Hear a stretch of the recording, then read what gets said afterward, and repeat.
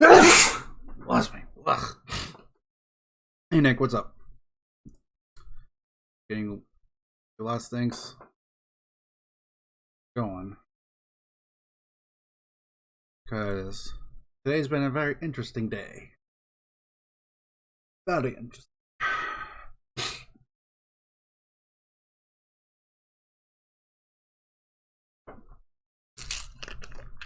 Hold on, I'm taking some allergy medicine because I'm pretty sure I took one this morning, but yes, it is.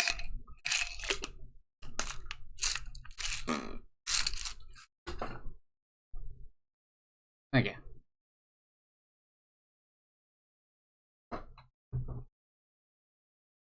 Alright, that being said, started. See how loud this is. Just a heads up, playing music in 3, 2.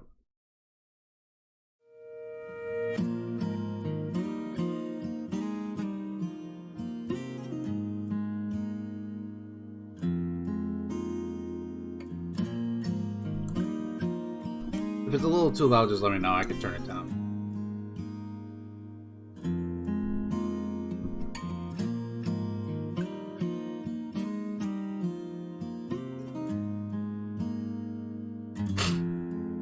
Okay, so with that being said, let's actually officially get started. Hello everyone, welcome to the Gaming Den. Today's going to be another episode of actually doing some painting.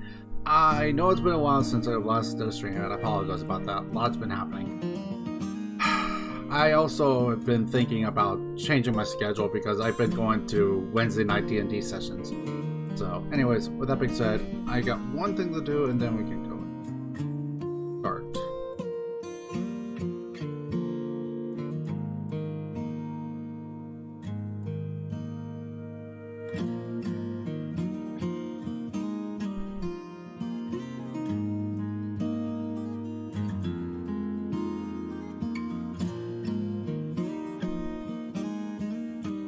Can't wait for the interrupting app. Yeah. And also because of the music I'm playing today, like I'm also just I don't have the stream monetized at all, so.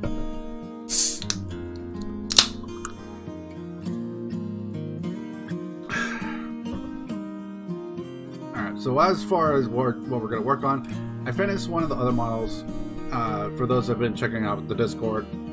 So now I'm going to work on my Altharian a little bit more. He needs more work. It's not sure what to do about. For certain things, I'm a little.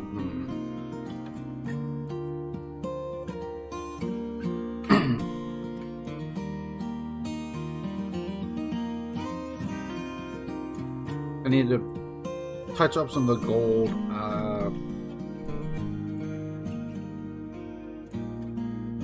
I need to dry brush on some paint and stuff like that. There's a lot of stuff I need to work on. It's not.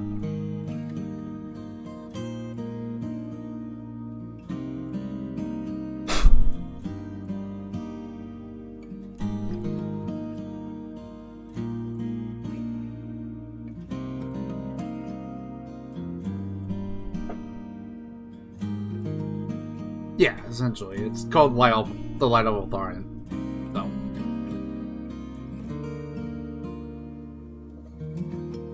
And at worst, I don't work on it. I work on something else. Actually, I might. Because if I do work on another model, it's probably going to be this.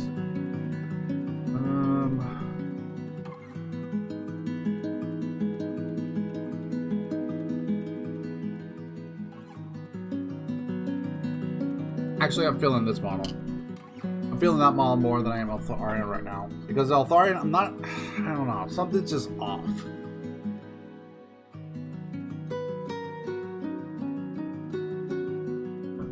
There's a lot to it that works. But, I don't know. Something about it is just not quite clicking.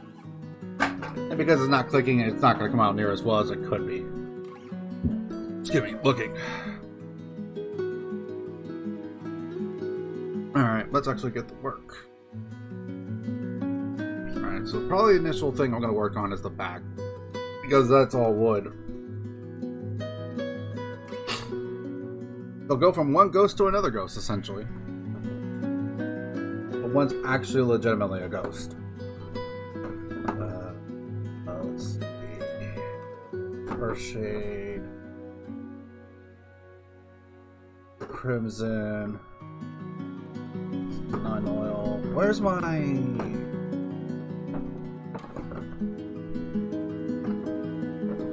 There is one paint color I wanted to try out, but I'll wait. That's yellow. Where's my wildwood paint? Where's that at?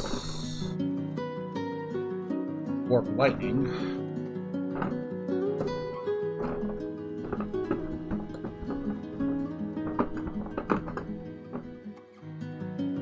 There it is. Not my find the wildwood. I use it for most of the excuse me. I use it for most of the things I do for when it comes to like wooden product, essentially, or the things that are supposed to be wood. I mean, it has wood in the name, but anyways. So.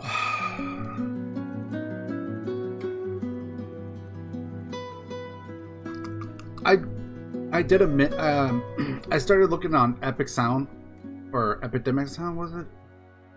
What's it called? Epidemic Sound, yeah, Epidemic Sound. And I've been looking up some music on there for just in general use.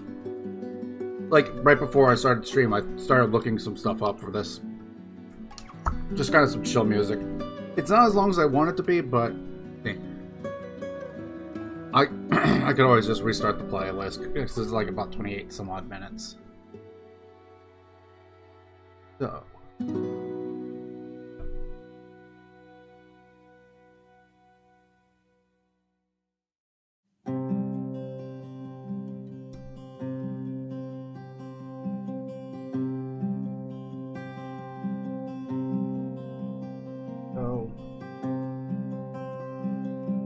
Quite a lot. There we go.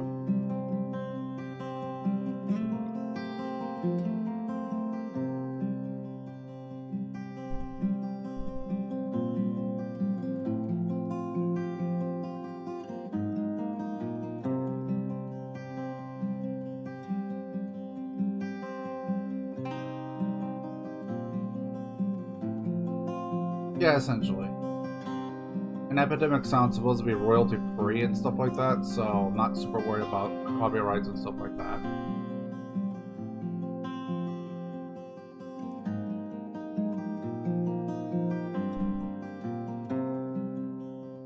If anything, like, it will help. Going through this music will help me look for stuff that I want to use for my own D&D campaign coming up. I don't know when I'm going to start that, just so we're aware. But I am still on the works of building the world and stuff like that. But I'm waiting for a few things, because I'm waiting for people to write their characters up a little bit, and get some of the details from them, because that would help build my world a little bit.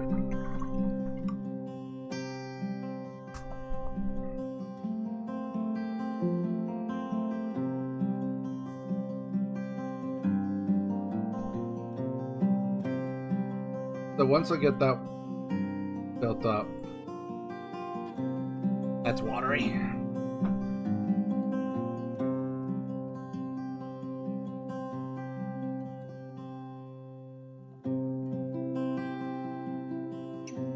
I don't want it super watery. And black super watery.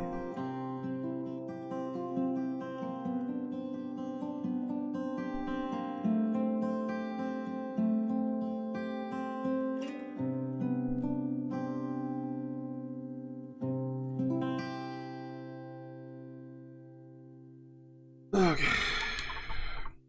But yeah, there's not a lot of long songs on there, but that's fine.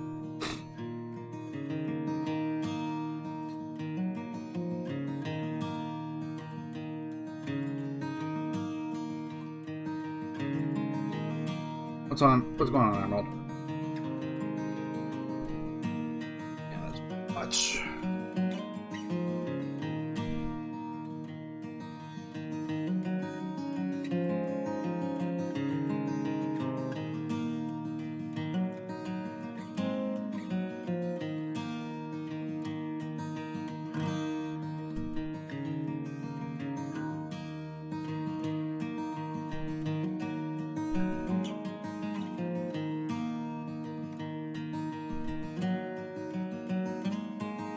But yeah, I do want to apologize to all my viewers. When Cam? I don't know. That's a matter of money, honestly.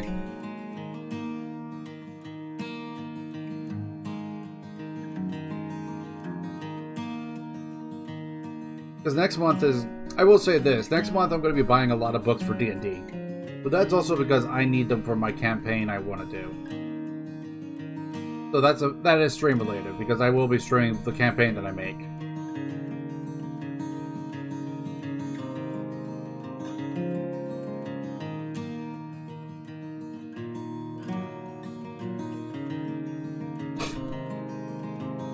Concerning outro, as I can imagine, this move approved much. Now he's stuck permanently as a disembodied spirit bound to his armor, and he's stuck in armor. See, the thing is, though, is he chose to be stuck in that armor.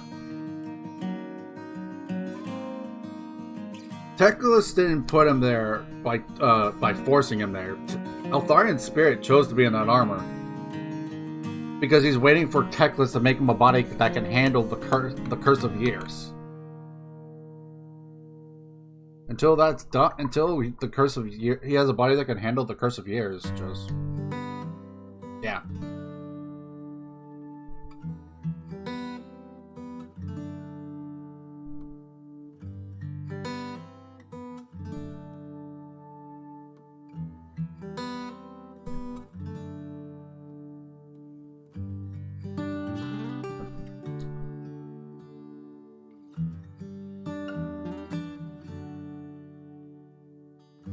Alright, before I continue painting on that, I need to let that dry. While I'm waiting for that part to dry, there is an area that's already dry. I can go ahead and start working.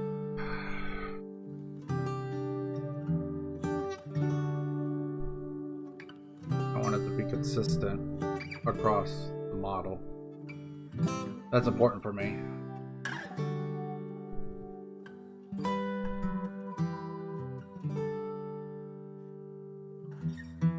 Consistency is big.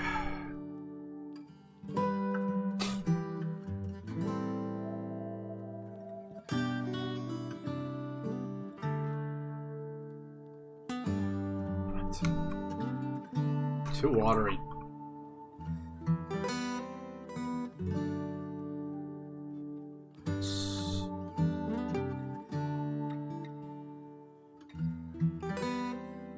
See, the thing about Curse of Years is it's not exactly an easy spell to counter. Plus, also, Arkin was the one that casted it. It wasn't just anyone that casted it. It was Arkin, who's pretty strong himself as far as spellcasting goes.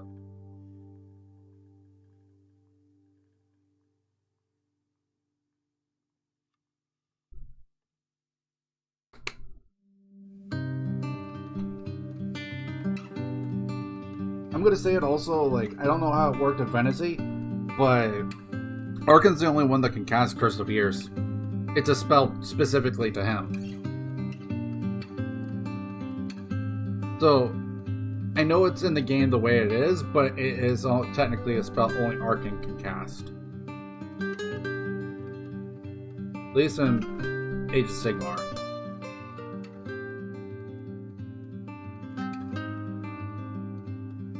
So, there's that. Like, we know how it goes with how it goes with Fantasy and Total War, but that's only a certain representation.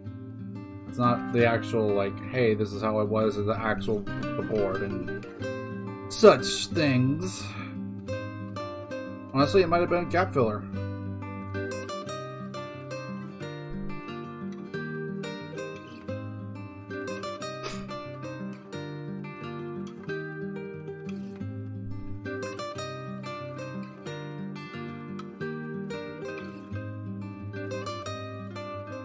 And also, to be fair, the other thing is that technically the curse is on his spirit, but it not on his spirit, if that makes sense. The curse activates or is only active when he has a body.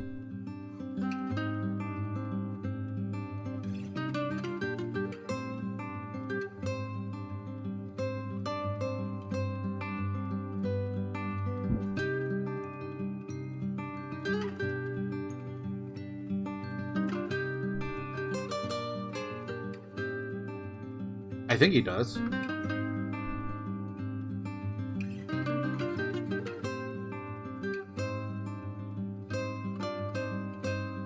Like, honestly, he might.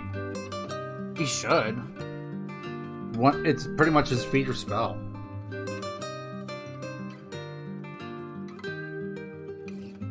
So if he doesn't have access to it, I'd be a little surprised.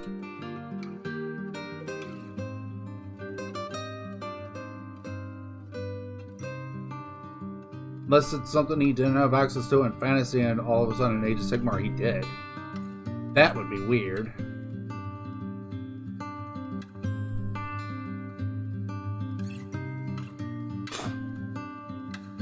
So the curse corrupted the spirit blueprint of the body with extreme aging? Yes, essentially. Like, it could age pretty much anyone by thousands of years in pretty much an instant. So even elves are not... So even elves are just default victim to it. As we know from Eltharion.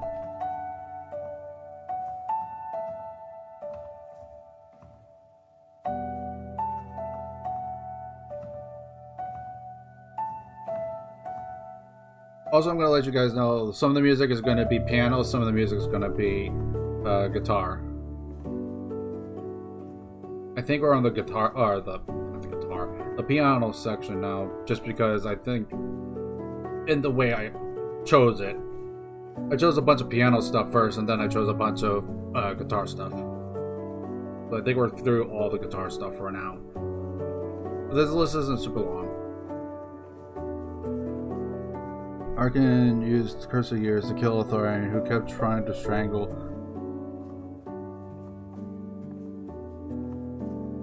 Yeah, but that, in fantasy, he doesn't. Eltharion doesn't succeed, whereas in Age of Sigmar, he succeeds in killing Arkan. I do too, Nick. I do too. Especially if it's well done.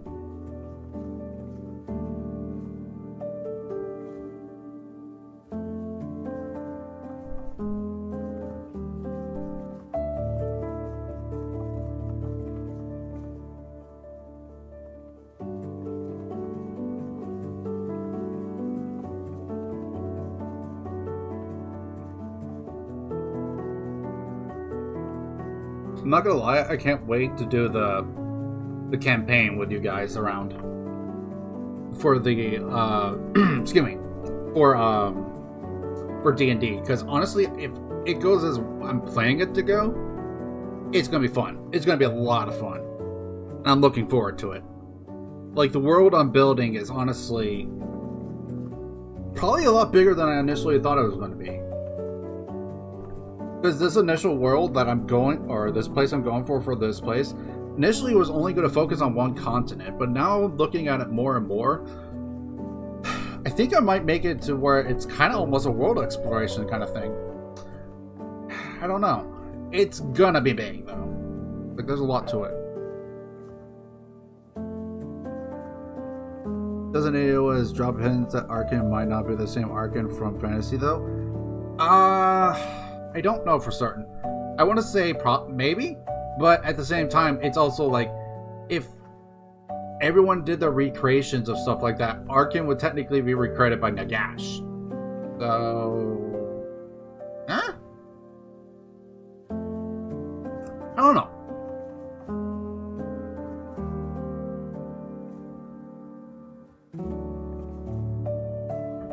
I know at the very least, like, he would be... like, Nagash would definitely want Arkan on his side, because Arkan was his most loyal retainer.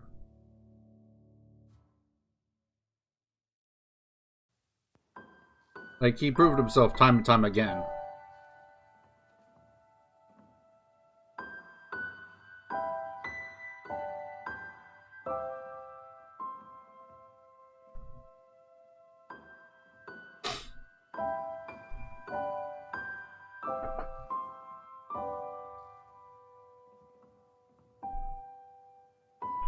I want to test the paint.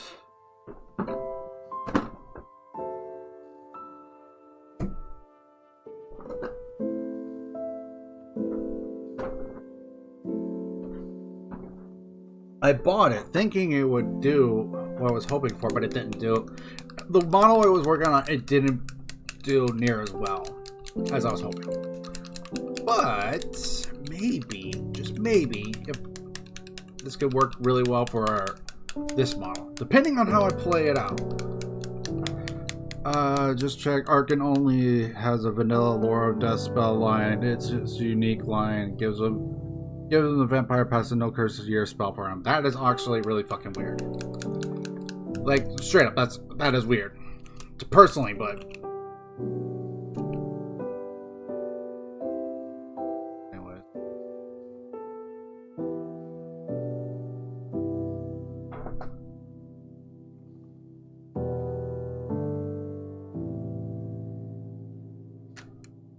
Okay.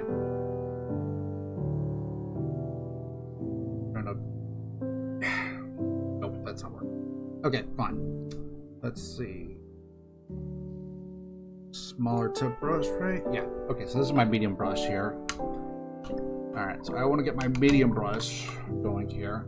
Because I got a bit more surface area of the cover than would, like, if I did it with my detail brush, it would take a lot longer.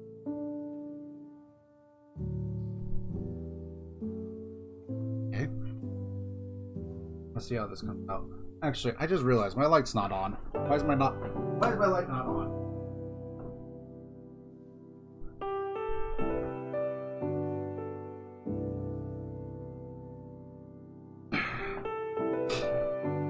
Also, fuck. Having it that high up. God damn it.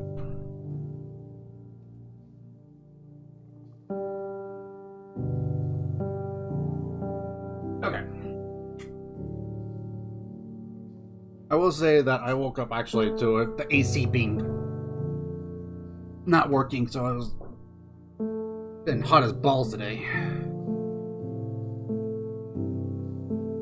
Okay.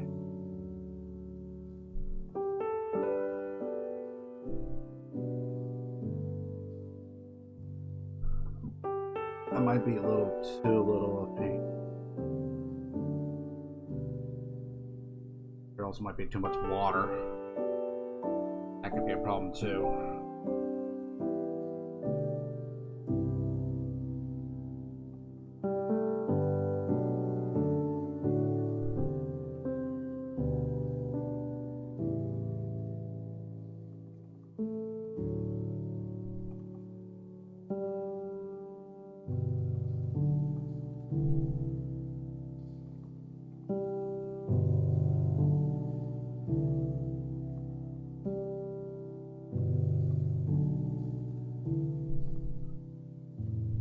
It's hard to see from this distance, but this is also going to require a second coat, so at the very least it's thinned, so that's good. It's easier to control when paint is thinned. So the fact that it's thinned down is actually really good for me too. Maybe a little thinner than I would like it to be, but it's still viable. I just have to maybe apply a third coat instead. Applying just like a second coat. Maybe. I don't know. When I have to figure out stuff.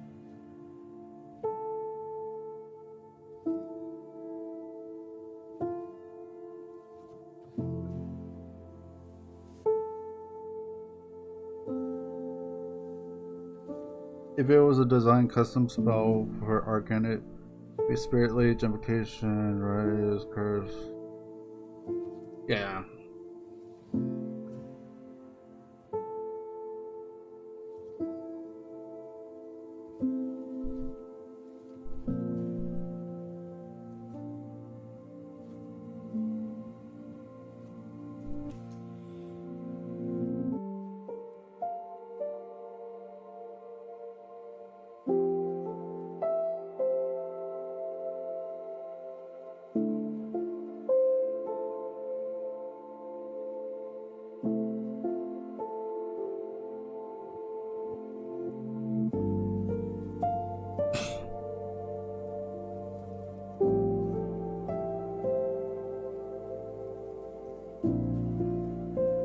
trying to just get good base on, so I can see exactly how it looks on the model right now, but might be a little too thin. Like I said, I could add more layers. I just wanted to see how it looked immediately if I could help it, but oh well.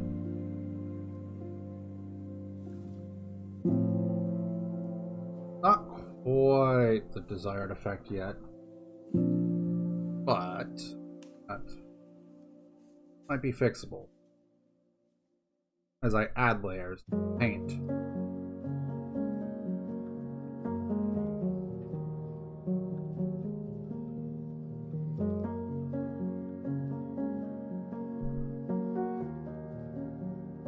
Okay, I think the other side's dry now. Yeah, dry. So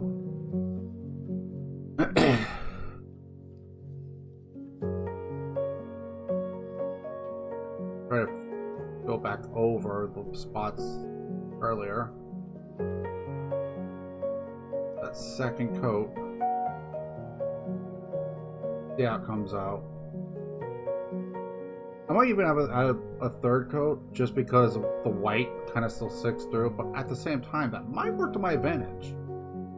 Give it a more ethereal kind of feel, maybe? I don't know.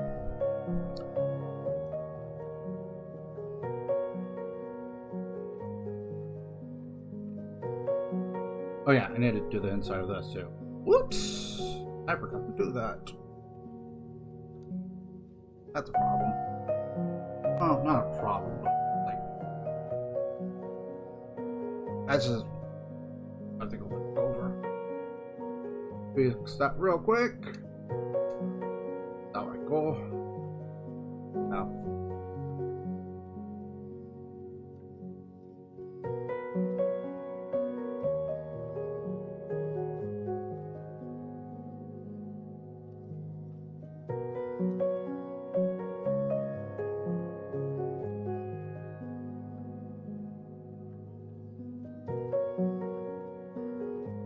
Ooh, this gives it a nice little... this gives it a nice little shine. It'd probably be better for metal, but this is still not a bad color either. I'm kind of liking how it's coming out. I'll give you guys a better look in just a moment, but for now, I need a little more.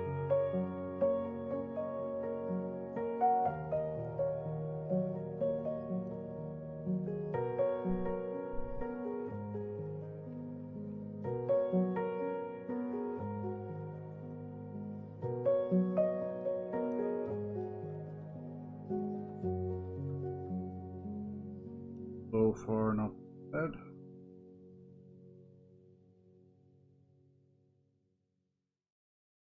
This actually might be a color I've always looking for to use for my Lady Olinda when I finally worked around her.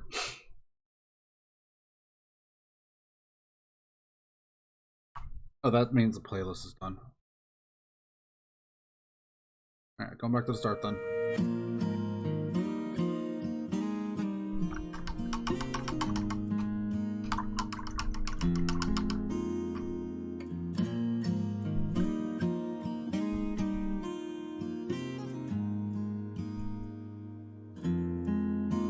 But yeah, I'm liking how this paint's coming out. This might be actually a really good paint for Lady Olinda when I do her model for the paint and whatnot. Because I was thinking of actually doing a red for Lady Olinda.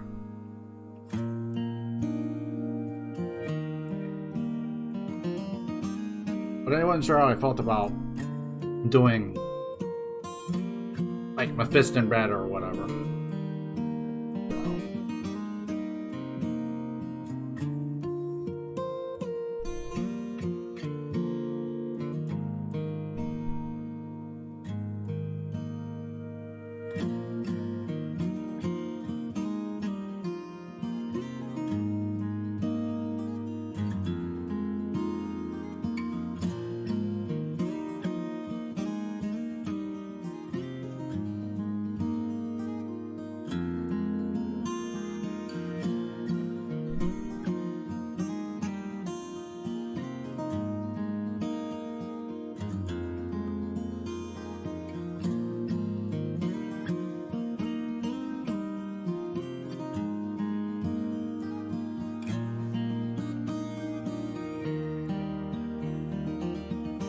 yeah, I need to make sure I get those insides. But kind of keep forgetting about the inside parts.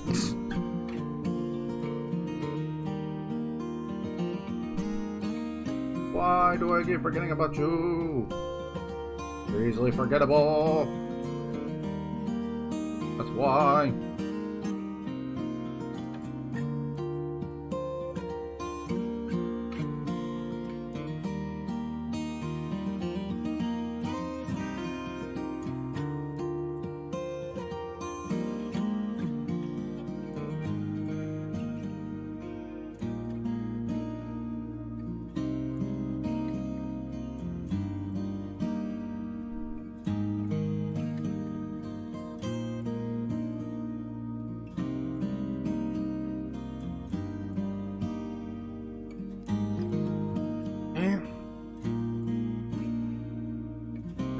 Spot I've missed a little bit of.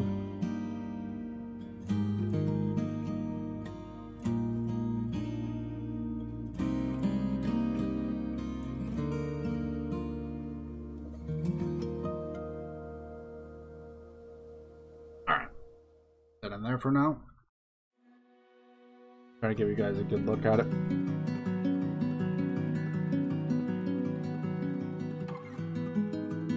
I'm going for that red feel because actually it's actually a kind of a Yu-Gi-Oh thing actually. Much as it, like, I'm not super big into Yu-Gi-Oh, but like Aki was one of my favorite characters, or Akiza known for the English dubs. Anyways, I found it funny her name was Akiza when her name was Aki Izawi. They literally just took the first 2 letters of it and put it in their first name. Anyways, so one of my favorite cards is the Black Rose Dragon, and one of the other cards she used is called Mark of the Rose.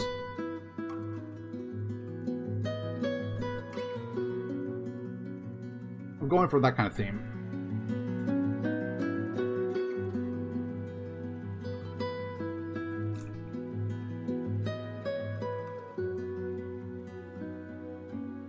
Let me see if I can't grab it.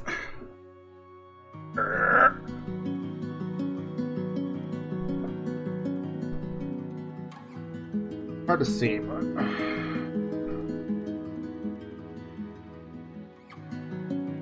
you can kind of see the rose mark right there. When I work on my Lady Olinder, that's what I'm putting on. I'm putting that onto her to give her that symbol of the rose. No! Okay, so what I was talking about is like Yu-Gi-Oh! 5D is one of my favorite Yu-Gi-Oh! Series in general. Aki Izawi is my favorite character amongst them. So I'm going for a very reddish kind of theme based off of that. But the main reason I'm going for red also is because I actually plan on making my Lady Olinder red. And I'm going to use this, just in case you didn't see it, and put it onto the Lady Olinder model. So it's going to be kind of the Order of the Rose kind of thing, almost. Some people say synchros were cancerous. Like, depends on how you look at it. Yeah, it's true, but at the same time, I don't know. I liked synchros. I didn't actually play when they were the thing, but no. Oh fuck. I just saw a spot I missed. Where was it? Where'd it go? There's one, sort of.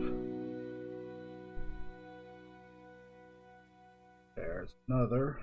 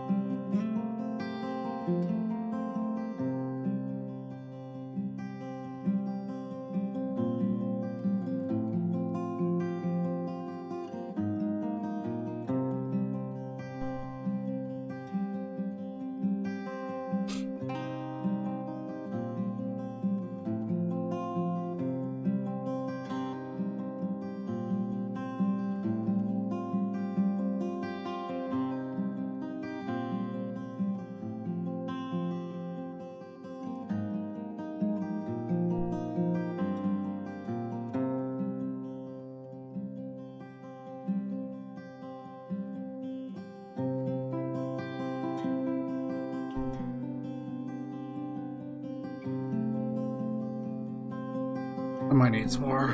Not a lot more, but it's some more.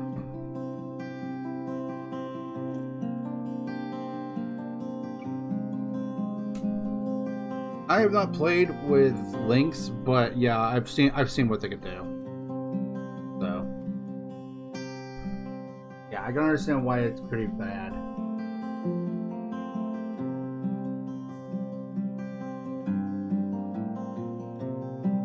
Farmers and shitballs. Yeah, my friend, actually my roommate likes shitballs, I think it was. I personally just like plants. So one of my favorite archetypes for plants right at the moment is probably aroma mages. Because I don't know, their theme's cool. Gain life points and then do things because you gain life points. It's kind of why why on Magic my main deck for what I play is black green life gain, which is all about draining your opponent with life gain. You gain life, you do things, and one of the main cards is like if you gain life, excuse me, every time you gain life, deal 1 damage to your opponent.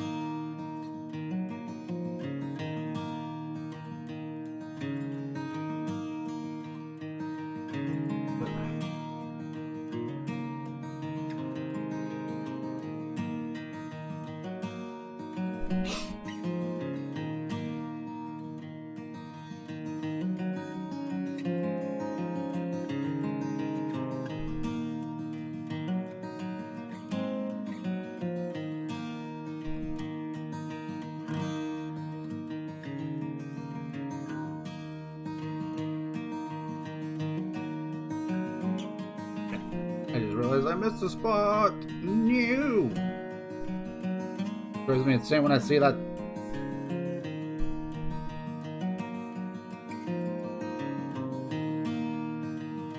Most of my knowledge comes from the legs of the duels, watching GX for free on YouTube. Fair enough.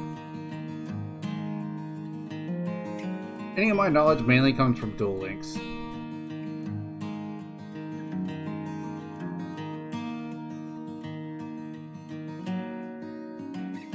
And I've actually watched the 5D series actually a couple times now.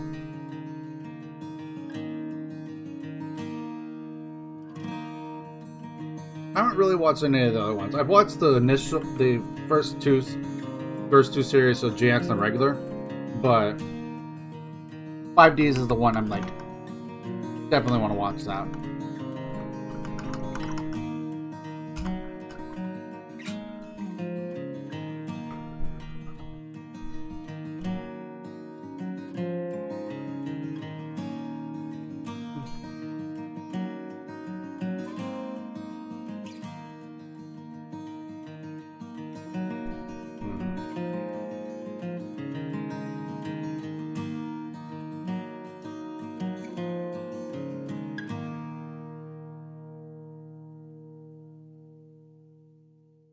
I think I may have missed a spot.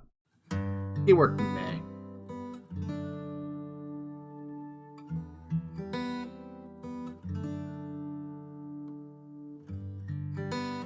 A really awkward spot to get to, too. That's the worst part.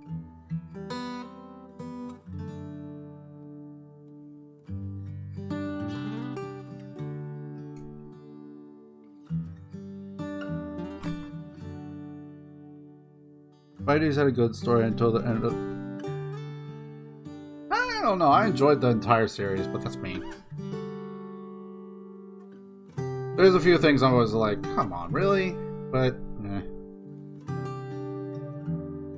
Uriko, didn't Aki get pretty much replaced by Crow in 5Ds because his cards were insanely popular in real life? Probably, yeah. Probably. Yeah, she did. She got pretty much shafted. She got a few good scenes here and there, but unfortunately, she just, yeah. Hey, Nurgle. Alright. But yeah, like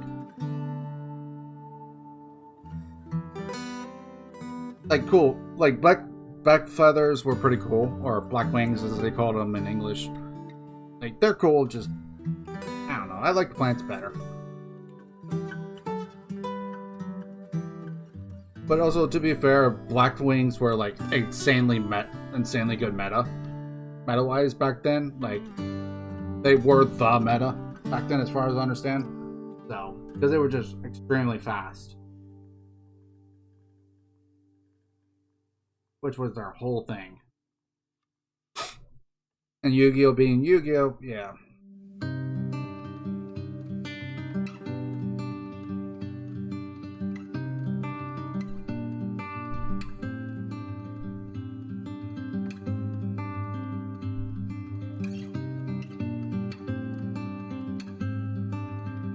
Yeah.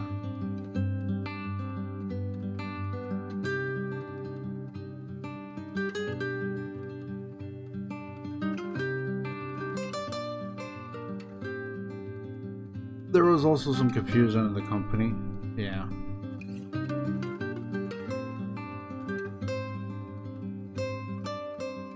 And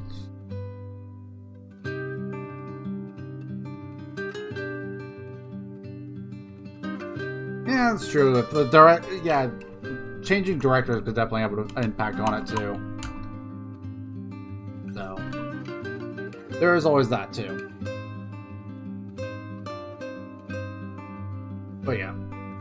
Anyways, so I want to talk to you guys a little bit about the world thus far I have actually for the Dungeons and Dragons campaign I am creating at the moment.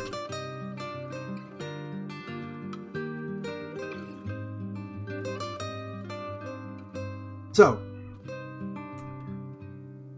for those who had joined me when I started doing my writing on Discord as a stream,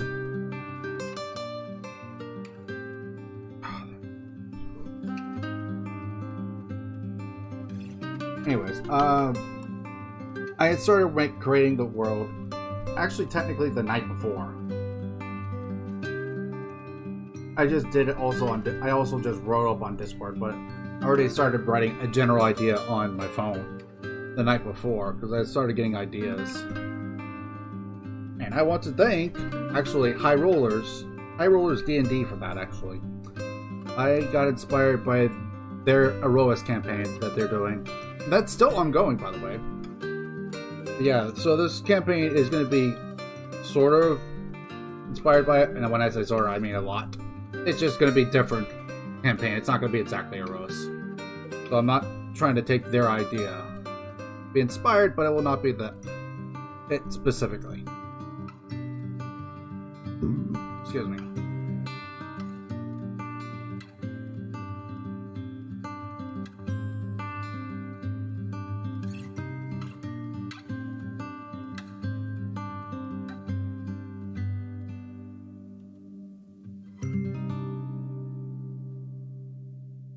I'm not going to even speak about the Jack Harley thing because it's like, that was so. Anyways, so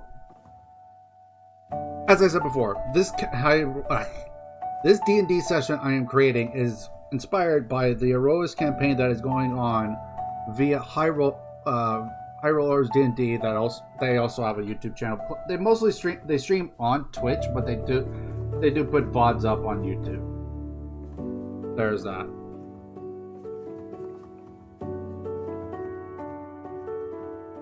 Anyways, so this.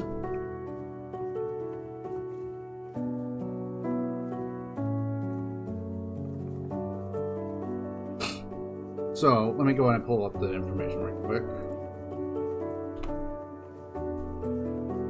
So the world.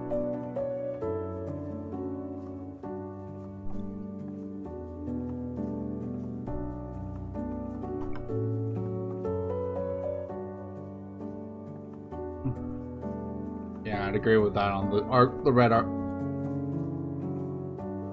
red Demon Dragon. Yeah.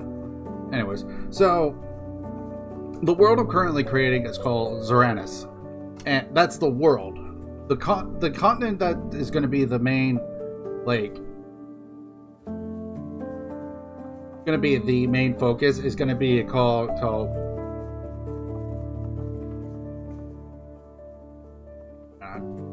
fucked up my own pronunciation now. It's going to be a Muntnui.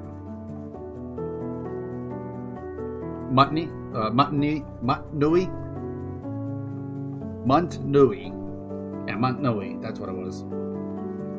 There's a lot of different ways I can pronounce it, but yeah, Muntnui is the one I was going to go for. Anyways, and that's the main continent. So there's going to be 4 different gods. Well, actually, technically 5. There's going to be 5 gods, and 4 of them are going to be kind of like sub gods, and they're not okay. They're not sub gods. More like they are like actual like the gods. It's just there's one god that will be a ruler amongst the gods. Not kind of like Zeus, but not like a dick like Zeus is.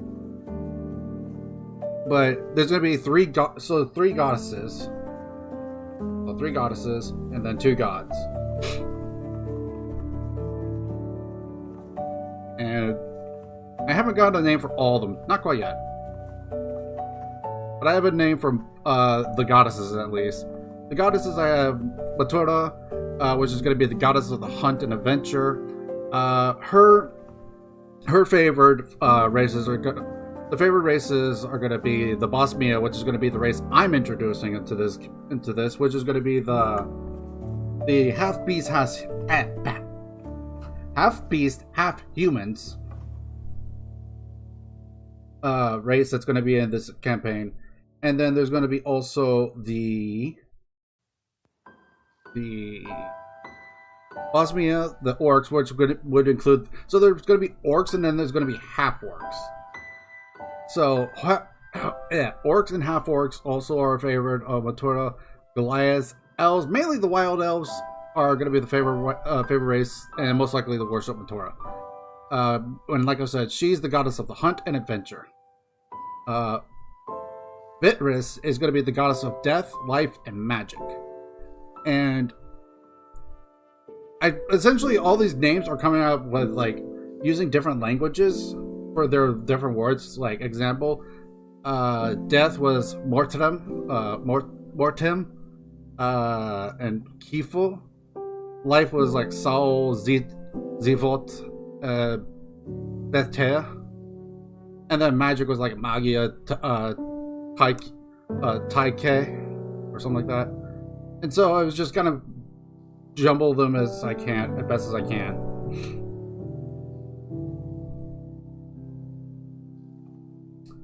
Anyways,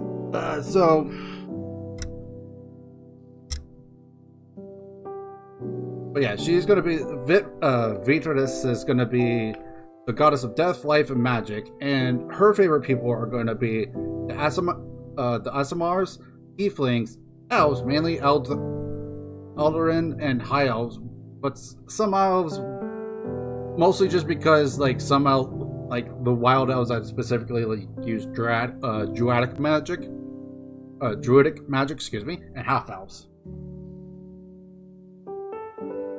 So essentially, the people that use or are magic focus are typically going to look to Vitris as their goddess, but that doesn't mean necessarily they're going to be limited to that god. It would just be Vitris would be like, you know, the go-to for magic. Then the next 2 don't have names, not quite yet. I haven't looked up stuff yet for them, but I have a few ideas already. But I haven't written them down, not yet. Next is the god of the moon, ocean, and weather. This god, favorite people, is actually going to be the Ganassi, mainly water ones, for obvious reasons. And just so you're aware, for those that do not know D&D races, the Ganassi have a race or have a sub race for each of the elements. So fire, water, air, and earth. So they will have. So each one have essentially a sub race, and so the water Ganassi are very much favorable towards the god of the ocean, the god of the moon, ocean, and weather. So, and like I said, that's pretty much for obvious reasons. But that being said, it's not only Ganassi, it's going to be Aarakocras as well, because Aarakocras are flyers, but they're bird people by nature.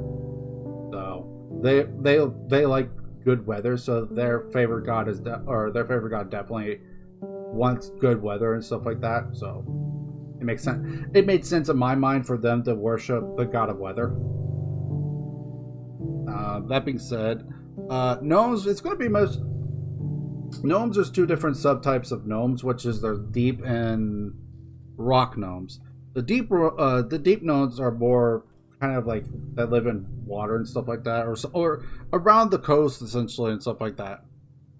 And they're going to also be the worshiper of the ocean because obvious reasons. And then honestly, humans, because humans want good weather for for like crops, stuff like that. Like, it's not that other races don't farm. It's more of just like the initial, like, in this world, farmers are mainly humans.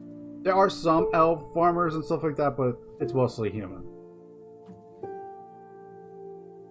It's not, like I said, anyone technically could be a word. Anyone in this world can be a whatever, essentially. It's just, it's kind of like almost like the standard typical. And then finally, amongst the other gods that isn't the ruler of the gods, we have the god of knowledge, crafting, and creativity. The favorite people are actually the dwarves, for obvious reasons. Dwarves are known to be blacksmiths and stuff like that. Dragonborn actually is more of because, like, Dragonborn are kind of militaristic type of people, sort of. So they like having favorable, odds in battles and stuff like that. At least that's why I imagine them. So they want to worship the god of knowledge, crafting, and creativity because they want their craft to be well done. The better their craft, the better off they are in battle. So what better god to worship than the one that is involved with crafting? That being said, also, and then finally, the last of the favorite people for them is going to be the rock gnomes. It's gnomes in general. Like, gnomes in general can be a worshiper of them, but the rock gnomes are the main one. And then finally, we essentially have, I'm not sure if I want to say mother of the gods. Not yet, at least. I'm thinking about it. But essentially, we have the ruler of the gods, Atara, and she is going to be the goddess of the sun, stars, harvest, and equality. I was thinking justice initially, but I was like, no, that's not quite right. In the sense of, like, it's not a broad enough perspective. Because I'm looking for, like, essentially a very broad perspective. Justice is typically, it's supposed to be equality, but not quite. It wasn't quite what I was looking for. So, yeah. That's why I chose equality instead of, like, justice. More typical of justice, but I figured equality makes more sense for her.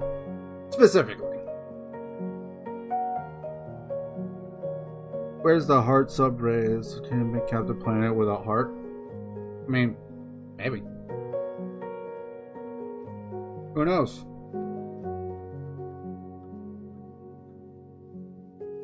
Anyways, so that's just like the kind of the general idea.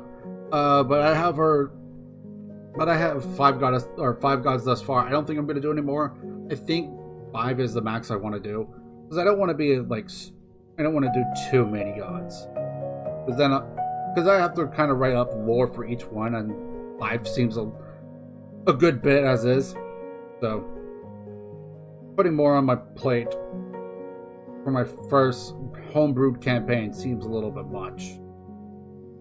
So that being said, so the world itself, it used to be a relatively prosperous world, very well known for like its creativity of like the arts and stuff like that. So like poems, art, actual paintings and stuff like that kind of thing.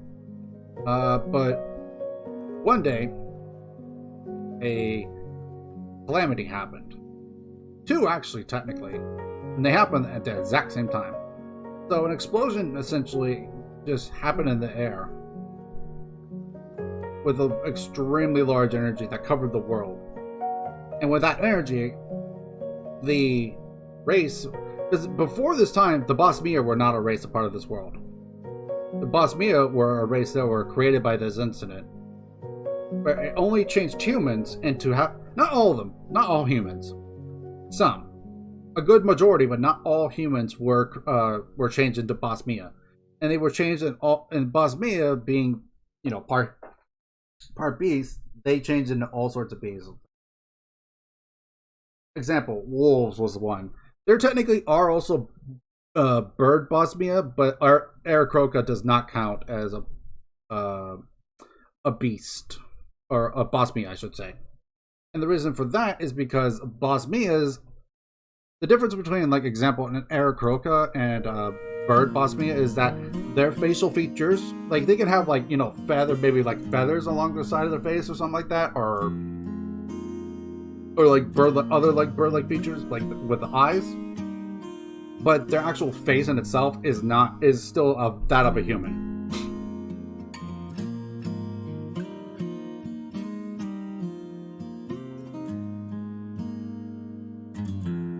And like I said, that wasn't the only thing that happened. There's two things that happened at one time. So a lot of humans were changed into Bosmia. So like wolves, birds, etc. Like just animals in general. That being said, the other thing that happened at the exact same time is the world actually got engulfed in water. Giant tidal waves of water just came across the world in general. There's only one nation that survived because of its natural habitat kind of thing. But essentially, this place that was Matnui, is surrounded by a large ring of mountains, very high, tall mountains that kept the waters at bay and prevented them from being flooded. But the rest of the world was not so lucky. And as I said, these incidents happened at the same time. And because these things happened at the same time, it's hard for the people never truly knew who to say was to blame. They knew there was a good chance that was one of the gods, but they don't know for certain which god. Because the Bosmia appeared at the exact same time as these incidents happened. Now, the mountainous continent relied a lot on trade, so it wasn't completely screwed, but because it had its own resources, but it definitely changed a lot of things on the way the way life happened in general. But that being said, so Bosmia, because of the incident happening when it did, at the introduction of this new race, they got treated poorly, really poorly. There were heavy prejudice against them. Just very not nice things happened to the Bosmia. And this happened about, I want to say 300, 400 some odd years ago in this timeline for this. And it took actually a Bosmia to rise to power, essentially like the leader of the continent, for the poor treatment to happen. Like, it still goes on, but it's not near as bad anymore. There's still a lot of prejudice and stuff like that against the Bosmia, because honestly, like, people's like grief and stuff like that triggered, and the first people they blamed wasn't necessarily just the gods, but they also blamed the Boss Mia because the Boss Mias appeared at the exact same time as this all happened. And finally, one of the Boss Mias rose to power and was actually in charge of the continent. Like I said, they were starting to get more fairly treated. Not all people. There were still radicals that still blamed the Boss Mia for everything that happened. So they definitely get treated better, but not by a ton.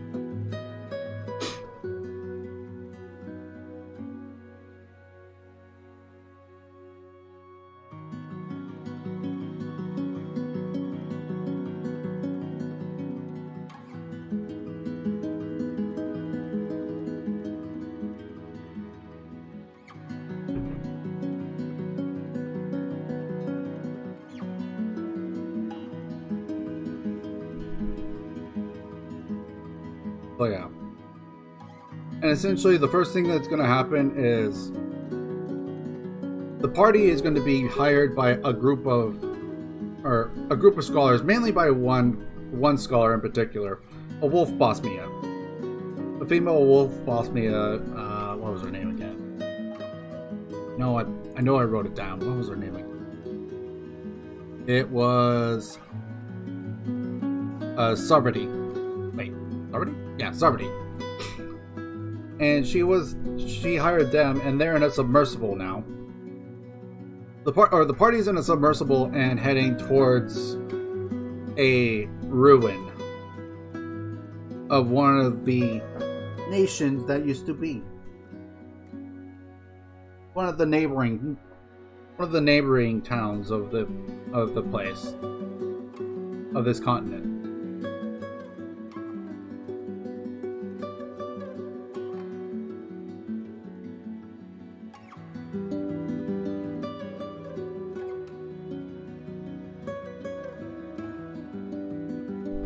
Do you guys even care about what I'm talking about?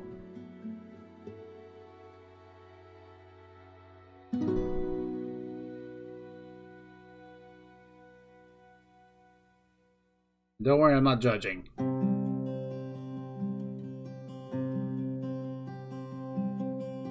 I'm just wondering if anyone's actually listening. Because if not, I'll change topics.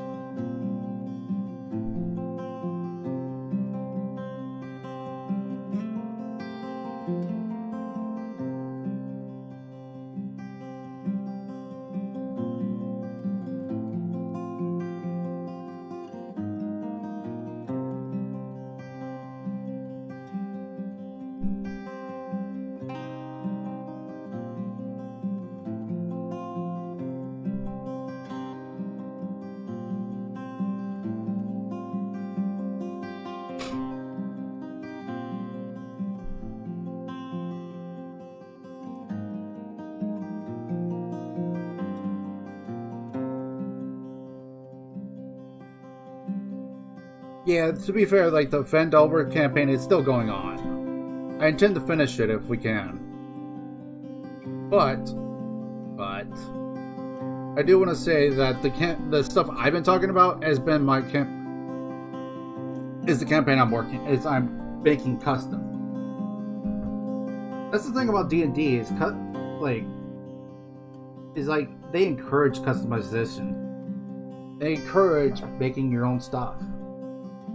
So there is that.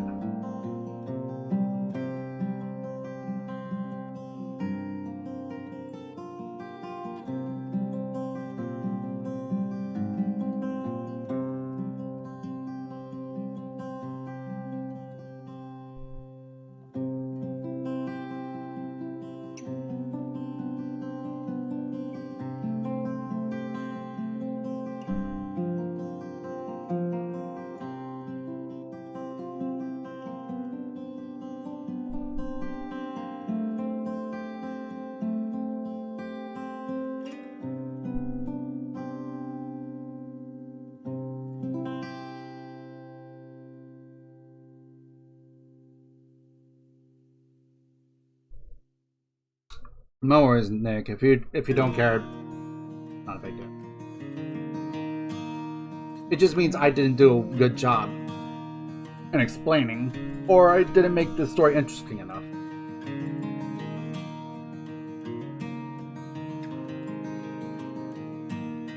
Just means I need to figure out something, and not actually blaming myself. So don't worry. I'm not hating on myself. Like, hating on myself is what I was trying to say. My words. I just need to figure out how do I get the audience's attention, because that's what I want. I want to grab the audience's attention. I want to essentially tell. It'd be like almost like a good book or a good like game where you start it and you just enjoy it from start to finish.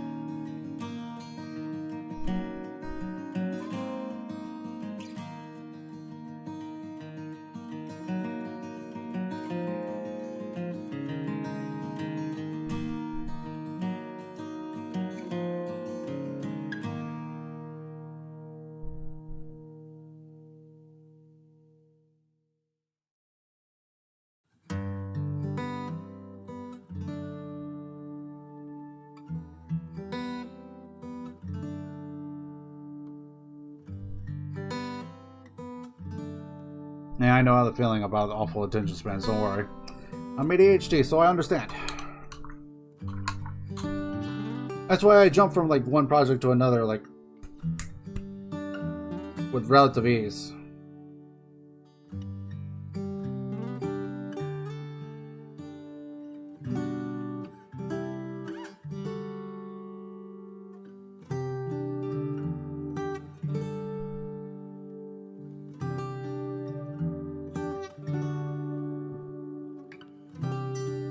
Besides, the world's not totally flushed out.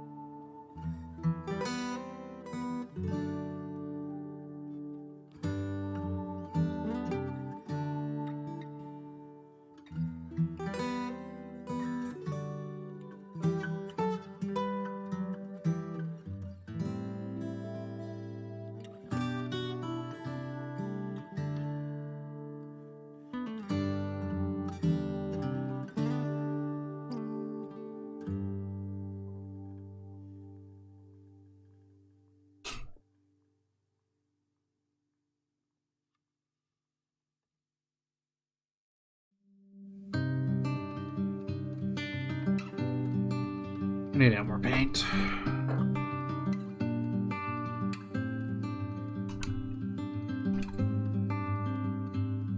mean, D&D is a good way to get that running.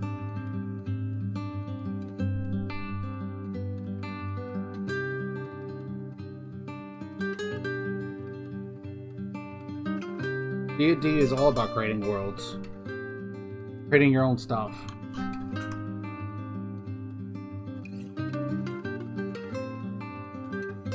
Ever since I started playing D&D, I've been pretty avid about this stuff.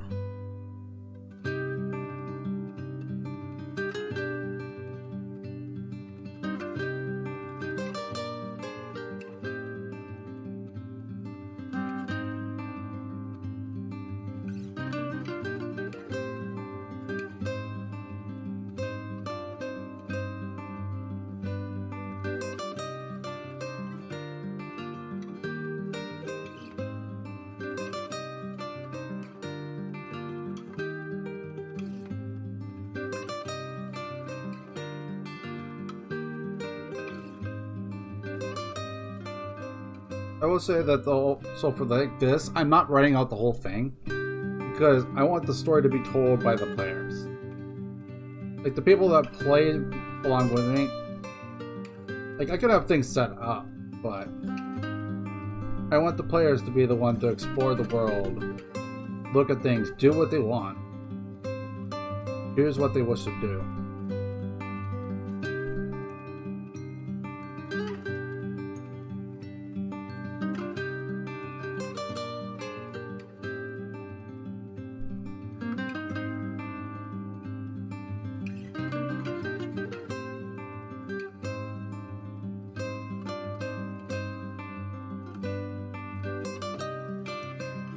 I think there's going to be certain things I'm going to try to make unavoidable, but depending on things go, very, very unlikely that I do that. Like the only thing that would be unavoidable would be like what happens in the beginning, maybe.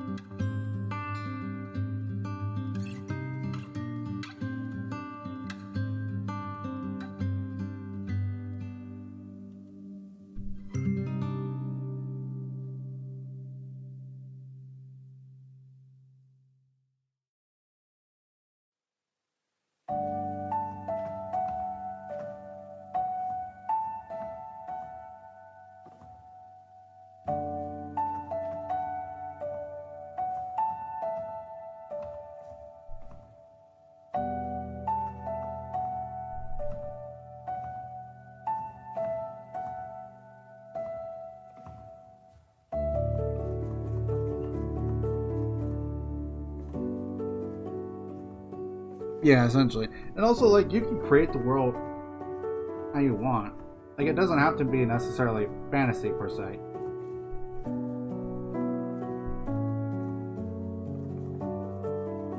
You can use the rules of D&D still.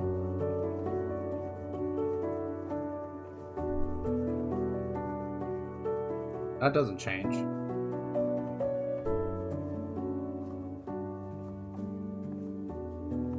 How you use them, that they... You probably have to create your own custom, or there might be some stuff in the actual series, but...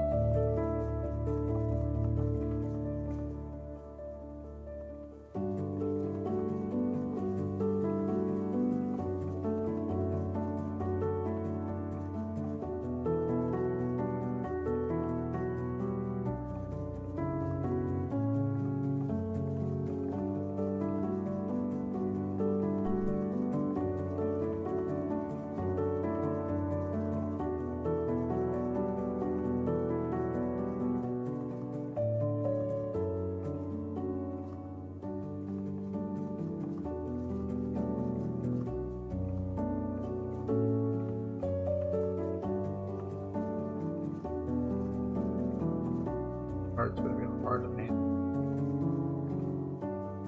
There's a really small detail over here. I'm painting over right now. That's going to be interesting. They're going to be painted. Think you'll try out Warhammer Fantasy D&D sometime? I don't know, maybe. Technically, there already is one via Soulbound, but it's not actual fantasy. It's more Age of Sigmar.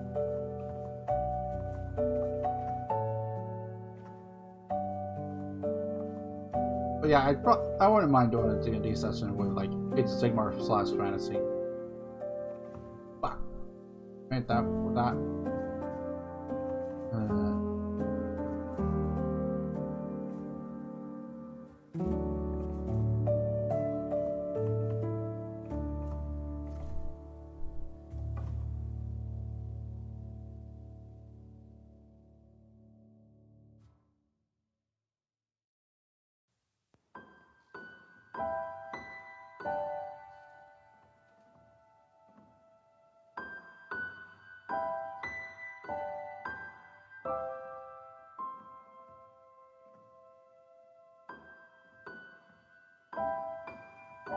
I will say though, like with this campaign,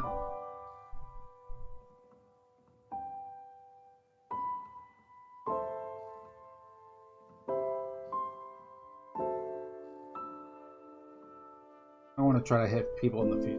I'm not gonna lie. I'm not gonna toss them out all the time, but I do want to say, if I can hit just the right notes, I want to be able to create a story that people can laugh over, but at the same time can cry at, enjoy, get invested.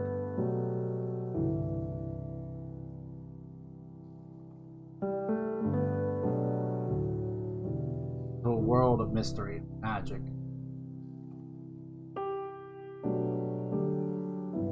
A world of endless opportunities, but at the same time, with very limited choices, very limited on everything.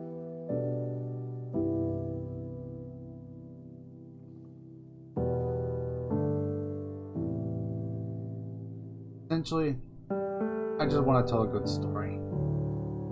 I want people to enjoy themselves.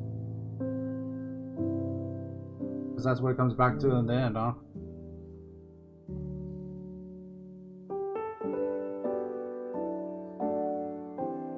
Because honestly, that's what this channel's always been about.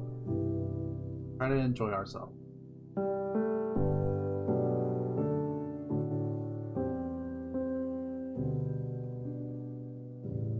It's always been about the interaction between us. It's always been an interaction between us, you guys as the viewer, and me as the streamer. And I've always felt that important.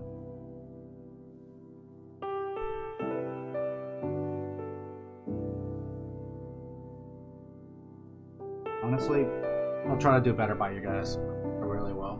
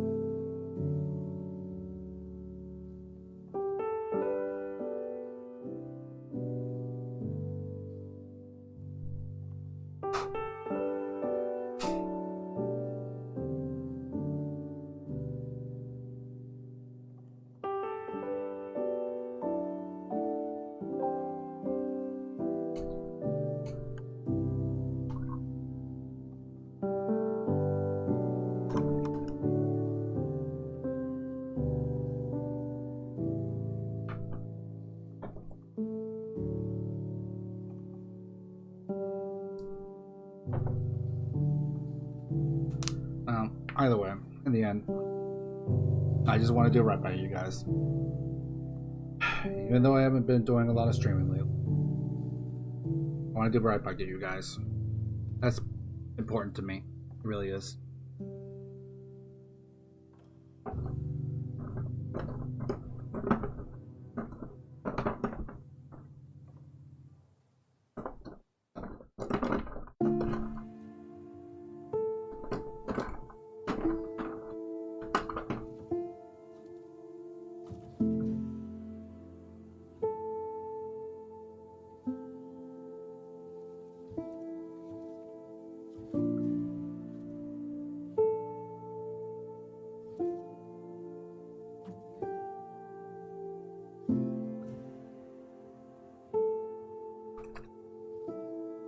Yeah, it's always encouraged for the players to make and do silly things. Like, if it's awesome sounding, like, there's a good chance your DM would approve. Because if you can make it awesome, like,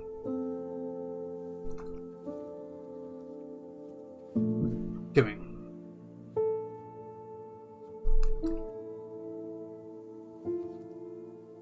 But yeah.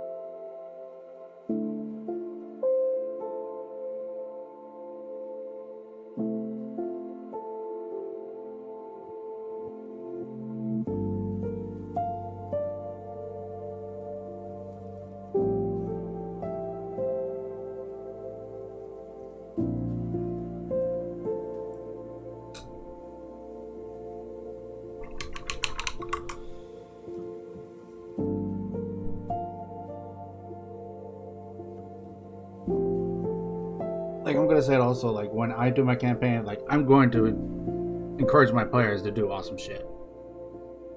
Like, I will reward my players for doing amazing shit.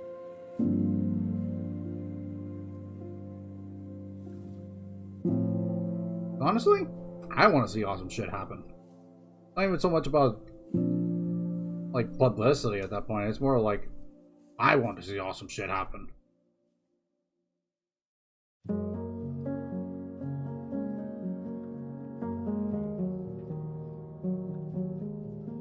Because in a sense, I'm also a viewer amongst this, because it's the players that will drive the story.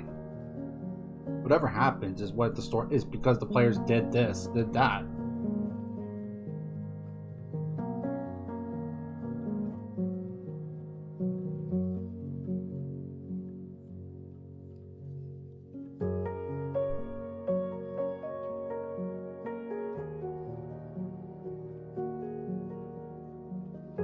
That's important. I feel like any D&D session, honestly. Do awesome shit. Make it fun. Make it memorable.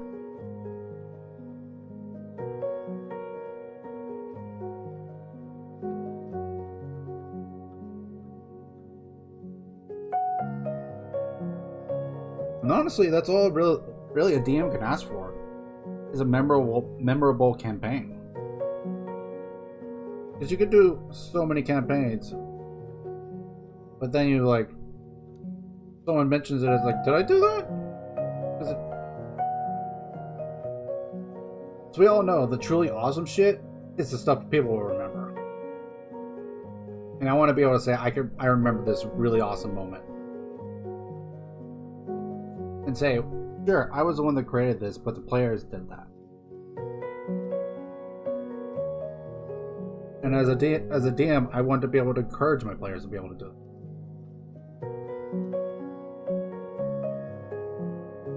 Because it's important.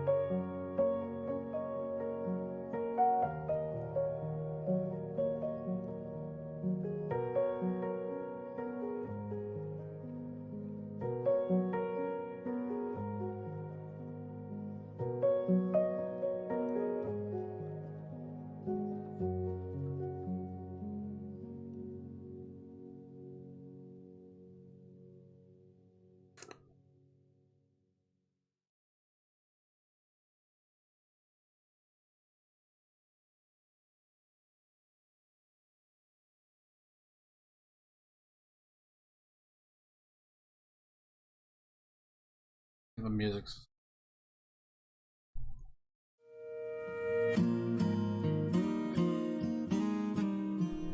Sorry, I don't have more music out of it.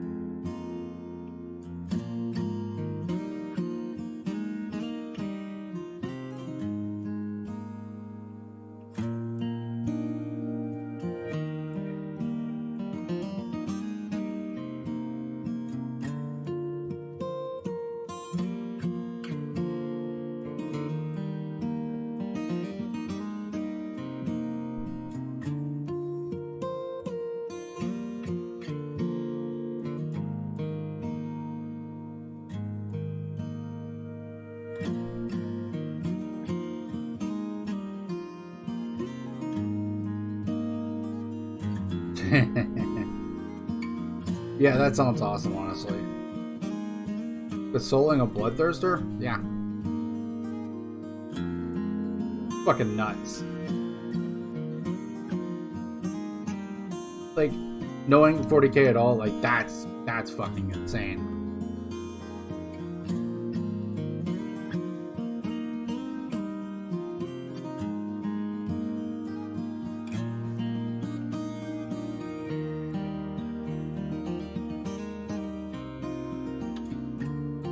And I love seeing that kind of stuff because you can see it in the theater of your mind, and it's just like holy shit, that looks awesome. That's all it sometimes requires, just to be able to imagine it. Because there's so many times I've been watching the AoS campaign, and then like they do something, like even if it's something as simple as just a fights happening, and I just imagine these scenes in my head, and I'm just like, when these happen, I'm just like, god damn, that's awesome.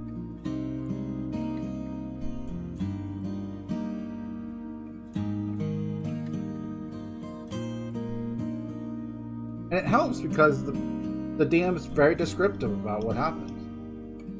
They tell the players, this is what happened when you did this, when you struck with your hammer, when you casted this magic acid at them, that kind of thing.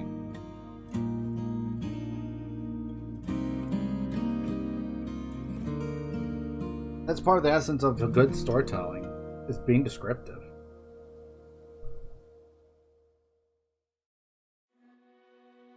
Because if you're just too descriptive, it can get dull.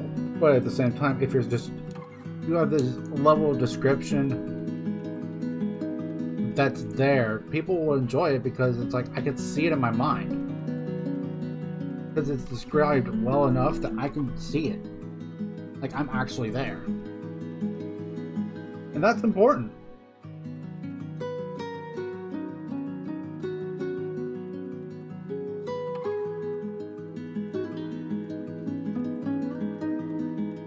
Ability to bring in your audience into this with just words.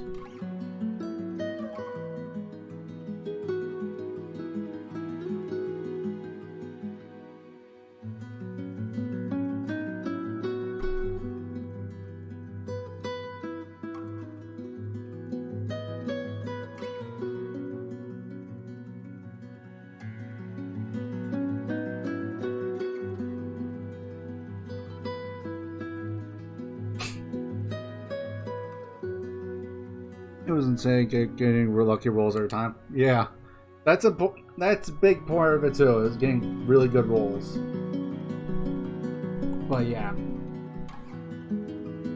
sometimes also just describing exactly what you're doing is also a huge part of it too. But yeah, rolls help. Rolls definitely help. But it's up to the DM, like how to describe these things happening. Because that's also what gets the attention of people.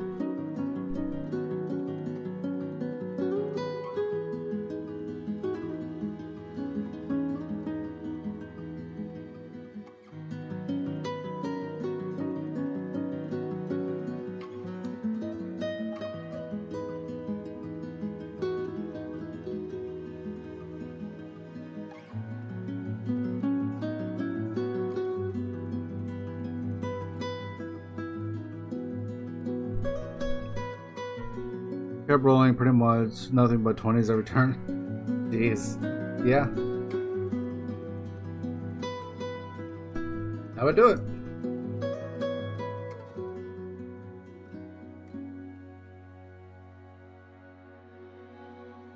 Roll a lot of 20s, pretty much invincible, you know?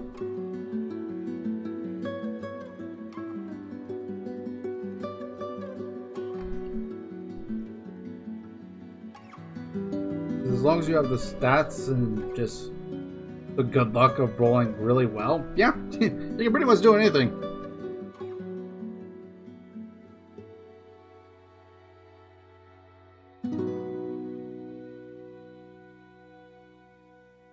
Rolling nat 20s helps a lot.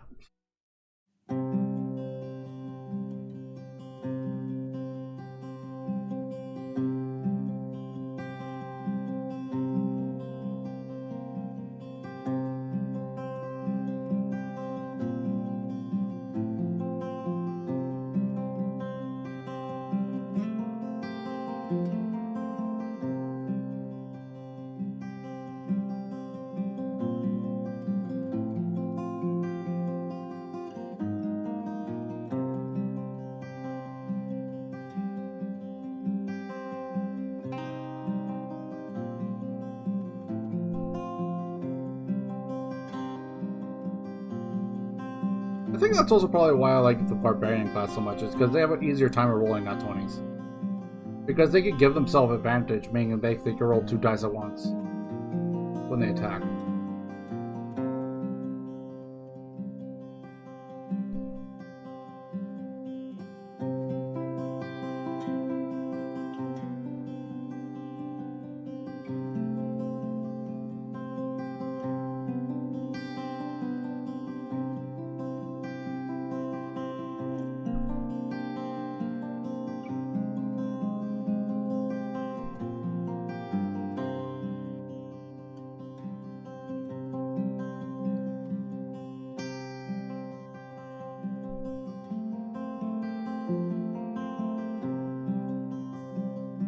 Sometimes also, though, failures can actually be exciting too.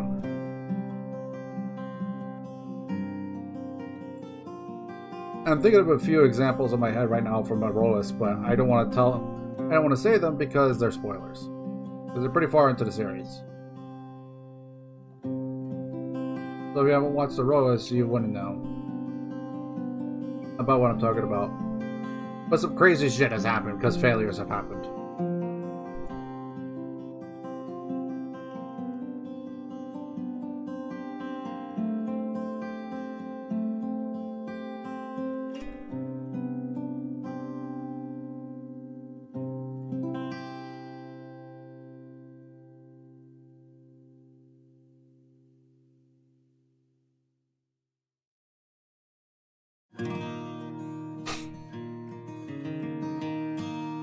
You guys ever hear about most OP monster in D&D? Titan Otis' strongest mono? No, I have not. But I do know like a few really strong monsters, like the evil mother of dragons, Tiamat, is pretty fucking strong.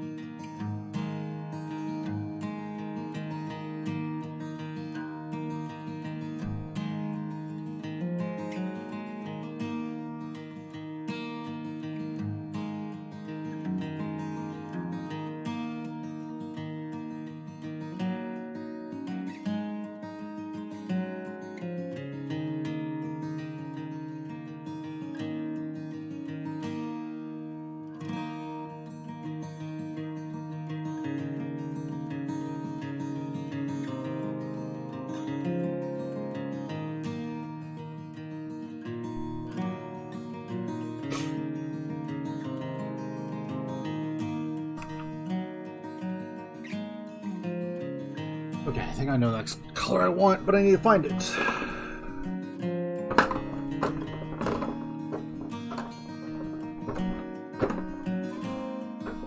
I need to find my not oxide on it. Nope. Nope. Nope. Nope. Nope.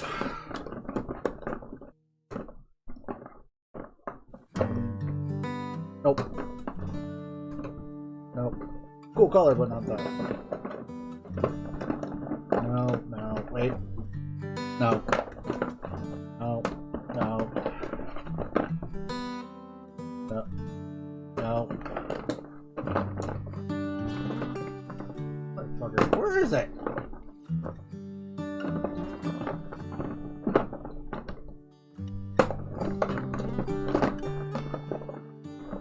Wait, maybe. Maybe.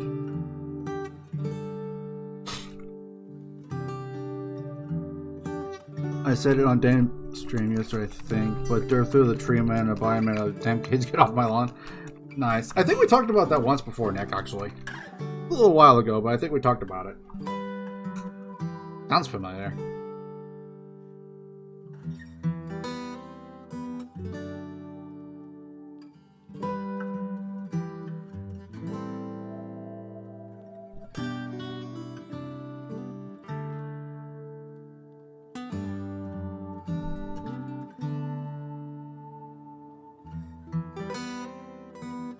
She also makes her subject. Wait. Anyone is sick too. She's old. But died by now. Like, God keeps her alive. She otherwise wrecked.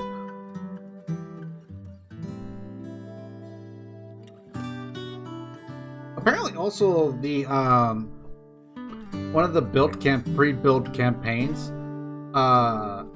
involves Tiamat and also just going into the 9 hells.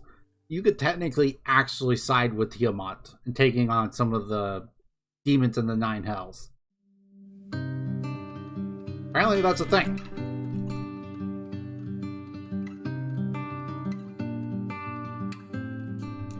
Yeah, but dragons live for like basically ever. Like they live thousands and thousands of years.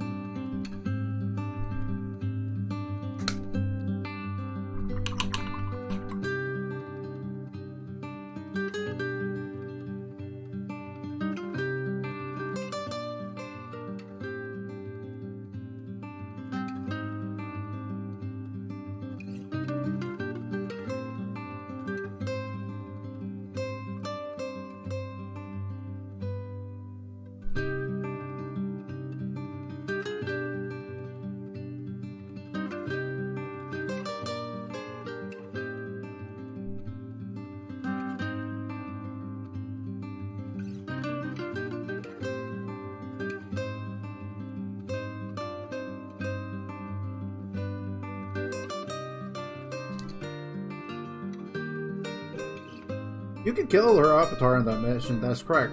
But you could also have her join your side. You could have her fight alongside you. Which honestly sounds amazing. I want to.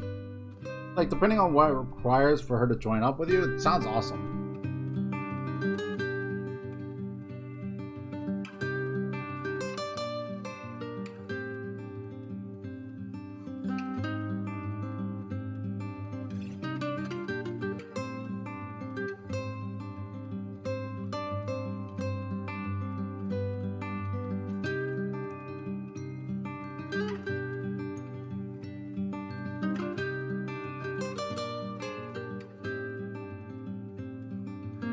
Maybe.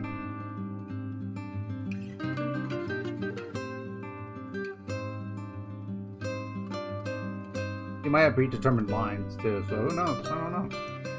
I've never fought against her, I don't know.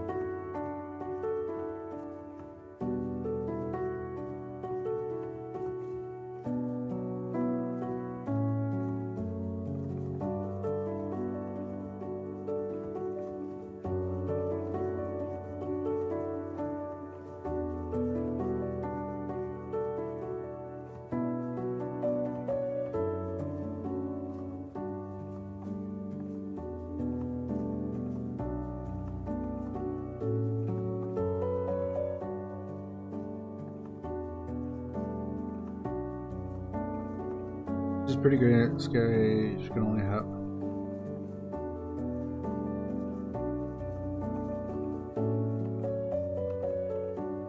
Yeah, pretty much. And she has actually pretty high AC if I remember right. Her armor class is like 25. So say you had an example +5 to your hit, like you need to roll nat 20s to hit. Granted, by the time you should be fighting her anyways, you should be able to hit her, not with ease, but definitely you should be able to hit her. Like, it's not, she is not easy to hit, but she's definitely not weak. She's not weak.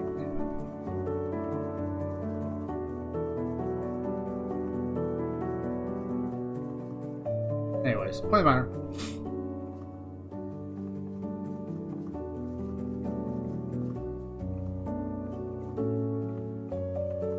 Also, I actually want to say it, like, I'm kind of I'm not gonna lie, with this campaign, I'm actually hoping like, some of the characters, not necessarily fall in love, but the people that play the characters fall in love with the characters that I make.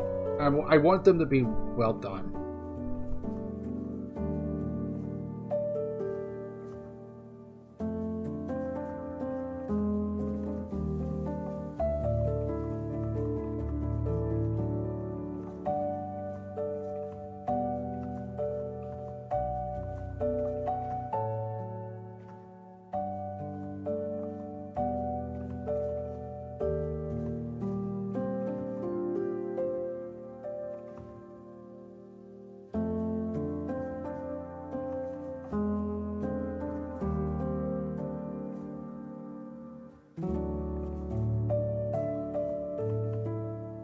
Just remember now how he was.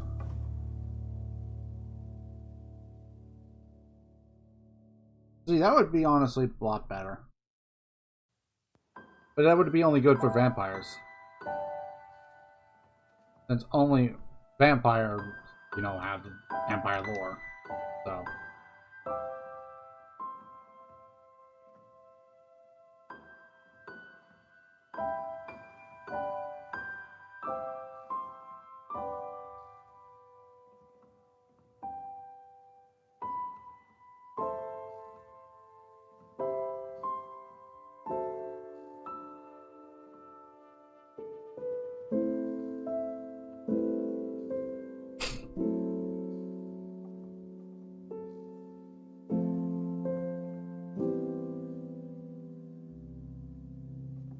Now that's perfectly fine. Like, if my players cry because the character they like died, then I'm doing my job right. Not saying that I will kill off all my characters I create, but at the same time, it's like, if I create a character that people can actually cry legitimately to, like, them dying, then I've done my job. I've created a character that you can love, that you can enjoy. I have created a character that people would talk about it and be like, remember this character, or do you know this character, or they talk about it and they enjoy the character. If I could get that kind of thing, that's honestly one of the best compliments I could ever get as a story writer, or as a DM, or as anything like that.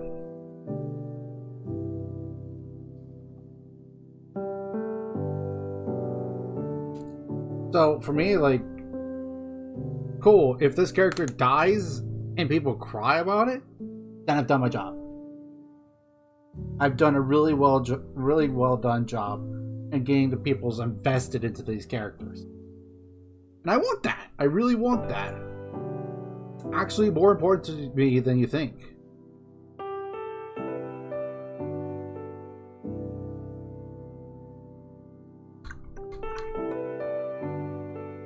So, yeah.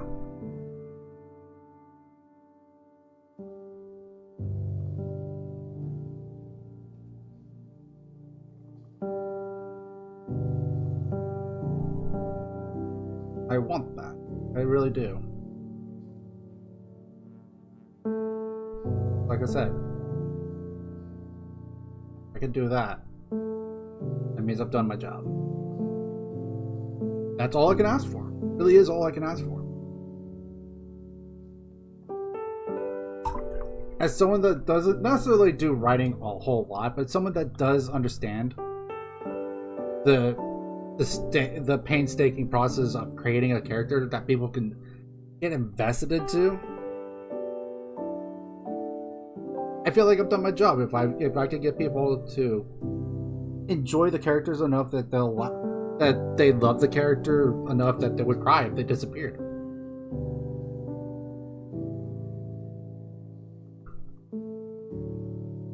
So yeah, it's very important. That's actually very important to me.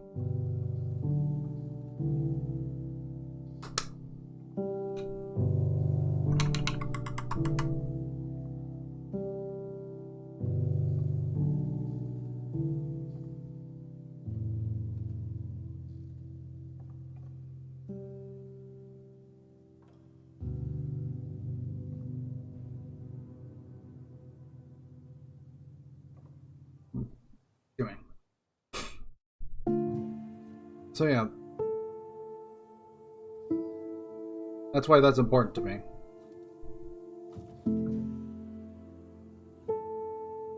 It has nothing to do with being a psycho.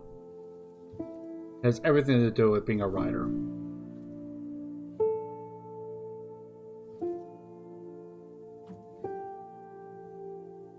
Just think of it from the perspective of, like, say you're a movie director, or like, but a script writer, or you're an author for a book or something like that.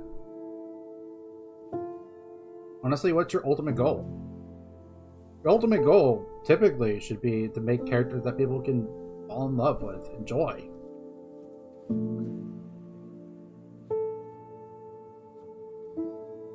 Because if people like the characters that you make, they can get more invested into the story. That's why it's important. At least to me. Long time ago, being like, back when I was still military, like, so this is more than 10 years ago now. Like, I used to write stories.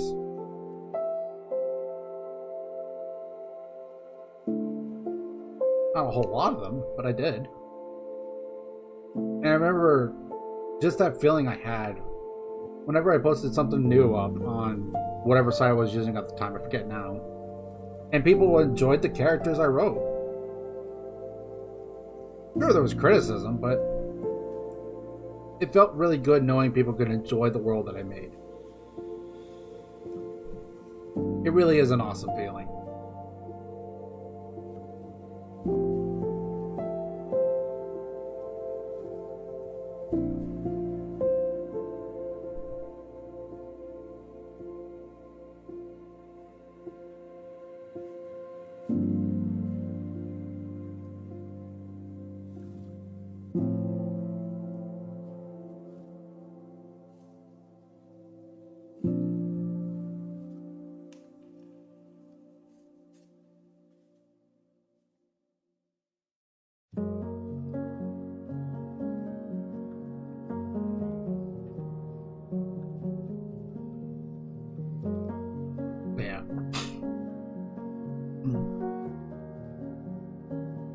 I know I kind of went on a little tangent there, but it's like, that's just how important it is to me. I want this campaign to succeed, to be something people can invest into.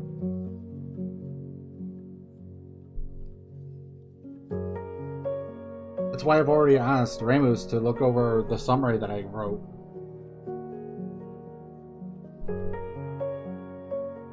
I wanted opinions. I want...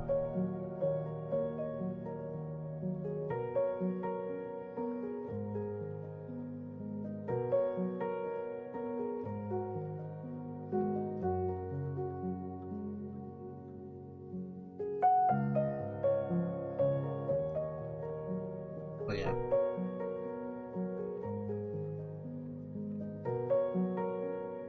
No, what did he start? I've been been paying attention too much to other Total War creators recently. I've been kind of on the down low, not paying attention to anything Total War related at all right now. It's nothing against them, it's just I haven't had interest and focus on other things.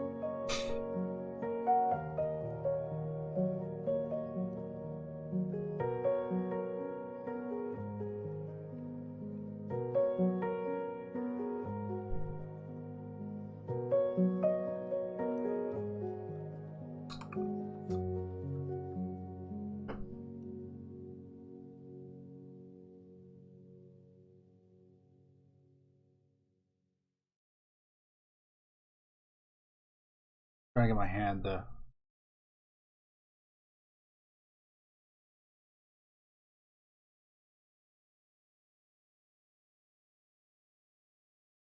focus on the camera.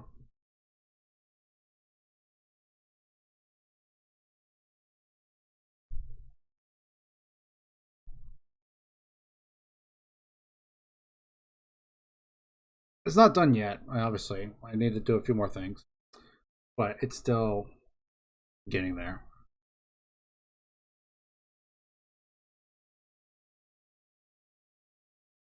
Alright, I'm gonna... Okay. Who's ready for a little bit more epic music?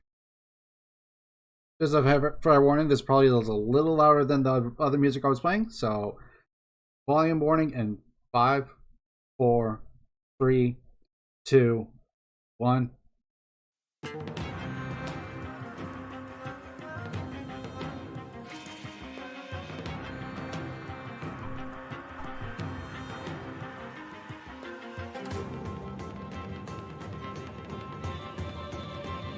I see. Interesting.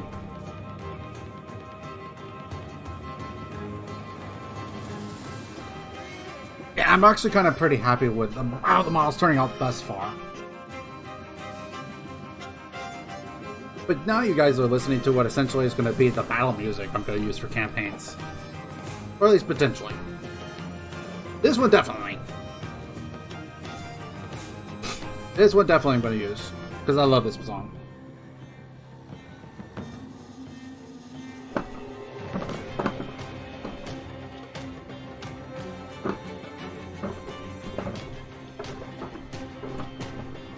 Actually, wait, I can use the mood green for that. So keep that out.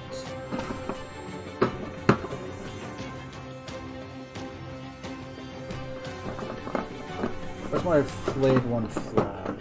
Flayed one flash. Where is that? Go.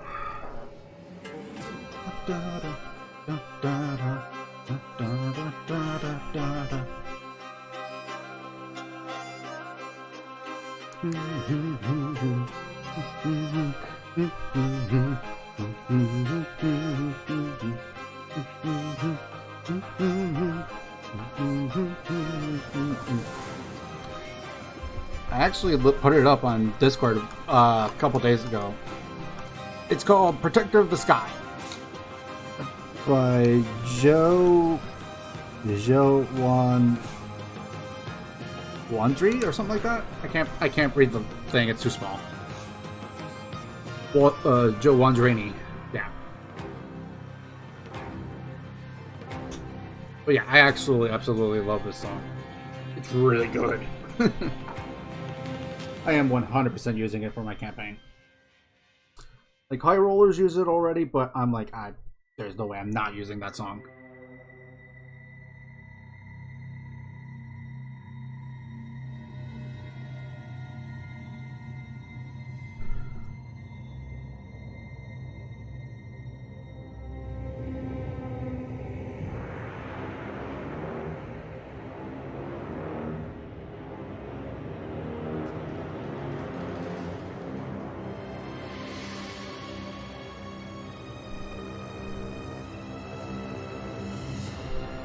This is also by Joe Wandrini, by the way. This one's called To War.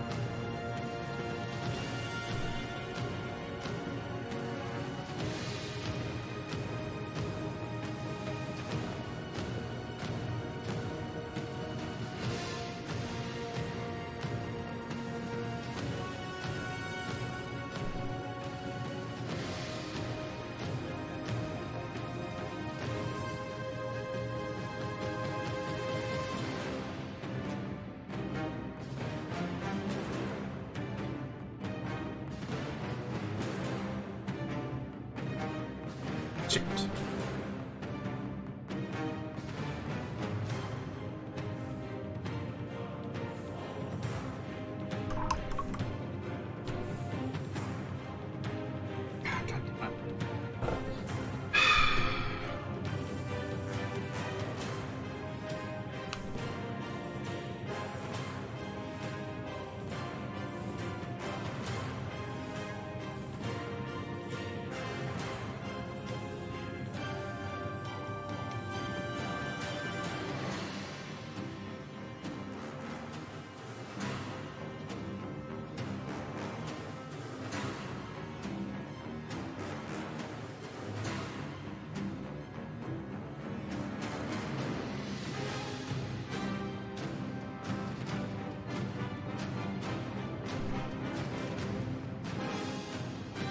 Alright, be right back, guys. Let you guys listen to the music while I'm gone, so I'll be right back.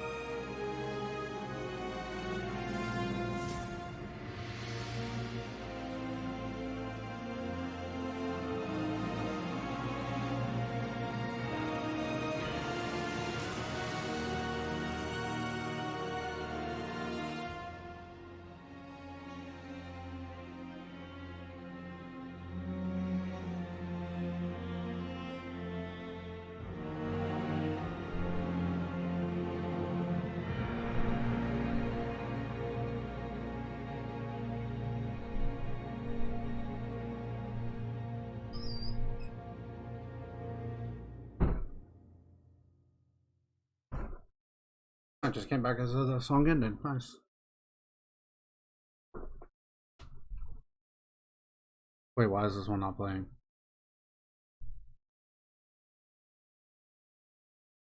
Hold on, let me reload the music. There we go. This one is called Packs of Savage Dogs.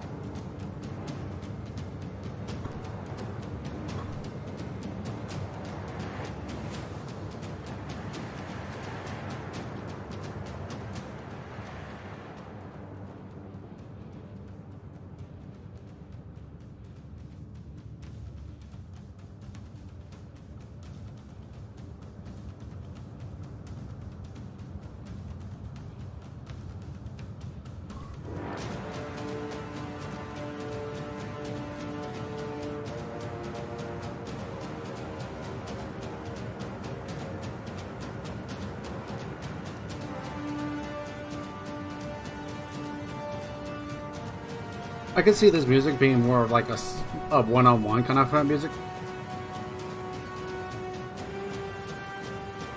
At least that's what I hear with it.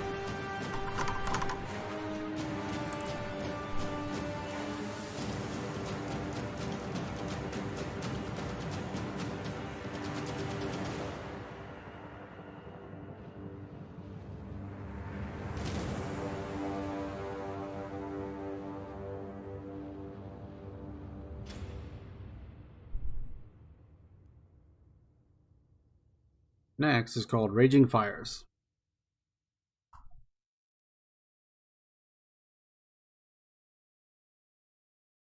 For some reason the music wants to be evil about loading, so I have to keep refreshing. I don't know why it's being such a pain in the butt now.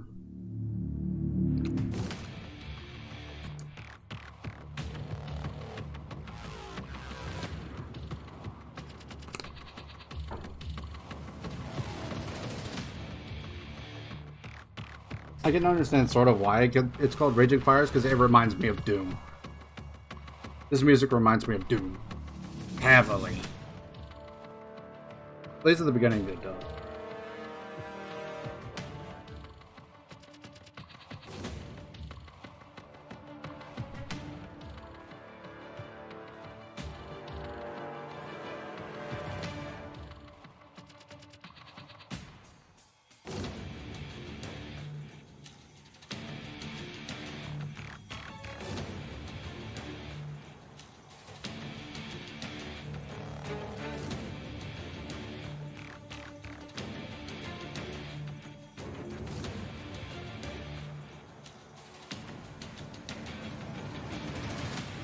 Yeah, maybe. It definitely gives a sort of challenge kind of vibe.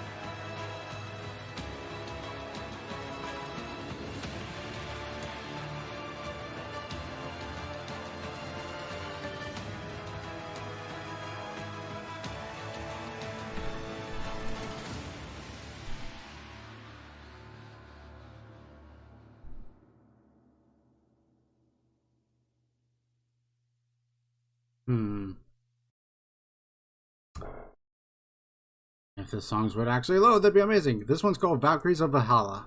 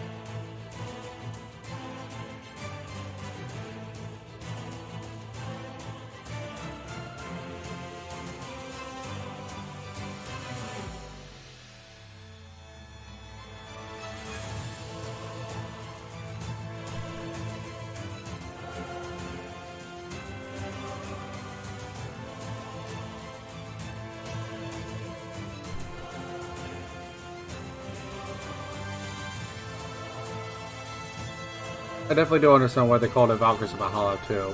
Like this song definitely gives off the feel of a like Valkyries kind of thing.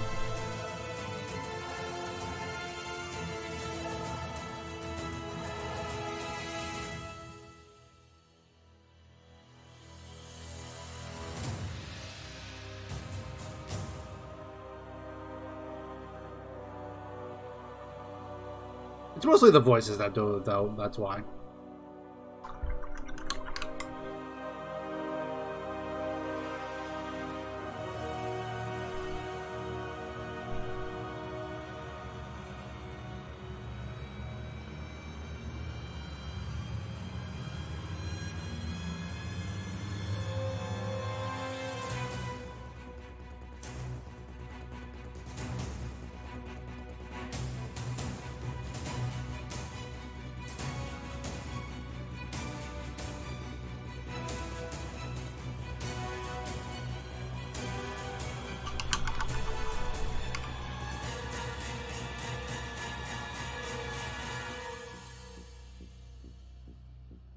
Yeah. It does.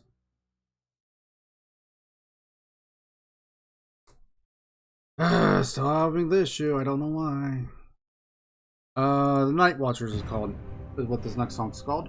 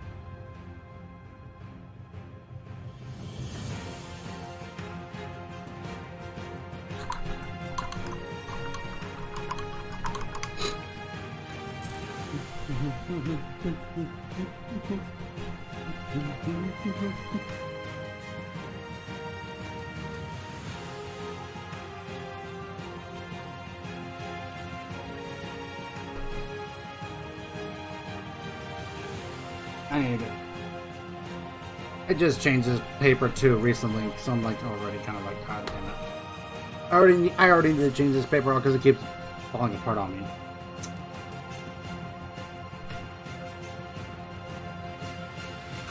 Or next time I need to make sure I get a better amount of water on it. Is it gonna be like that again, or is it gonna be...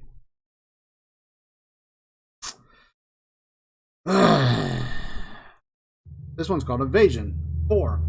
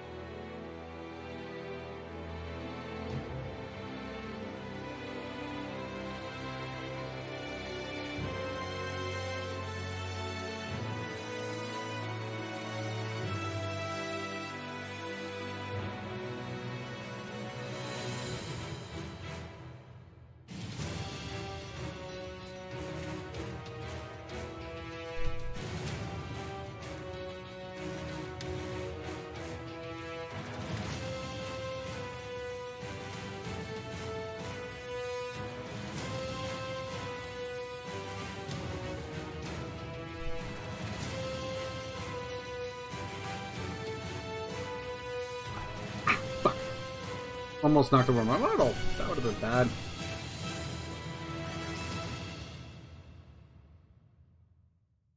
I need to go back over this model a little bit. Okay, that was the last song on that list. So honestly, boink. I enjoy this song way too much. Like, I can't even try to deny it. I love this song.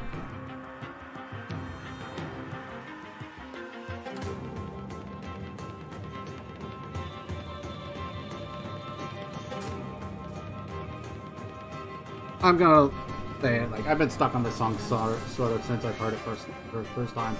And AoS was where I first heard it. Watching the AoS campaign.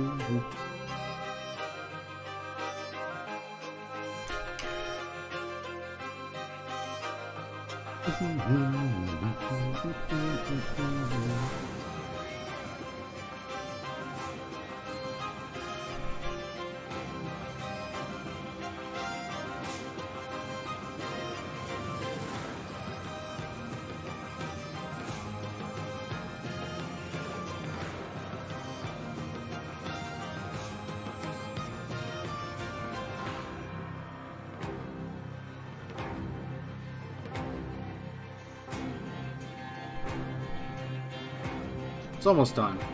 There's a few things I wanted to get finished with it, but I don't know what else I wanted. Well, at the very least, I need the tombstone to be painted, but I don't know what paint.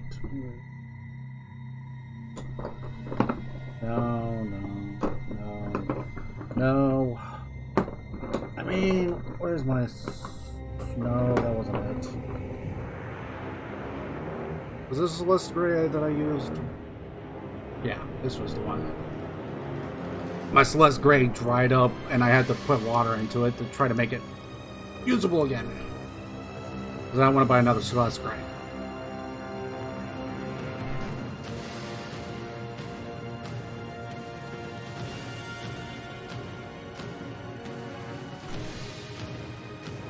It's a lot more watery now, but better than not having it at all.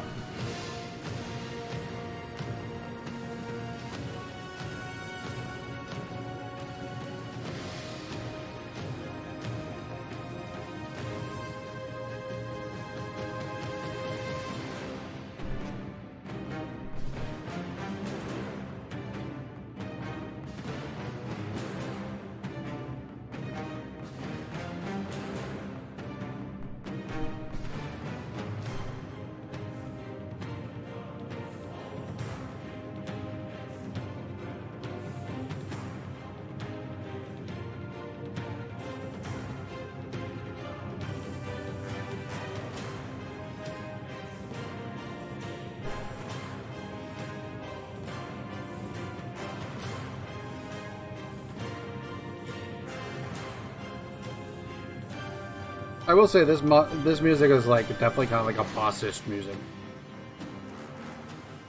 It gives a very boss vibe.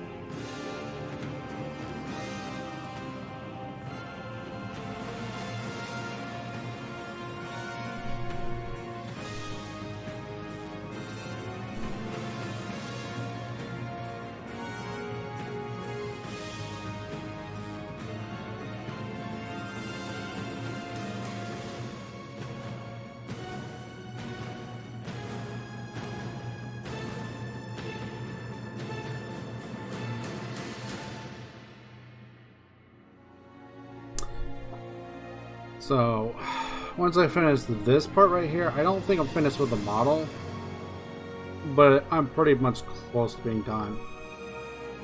Need to figure out a few things. And hit up a few spots, because I see a few spots I missed.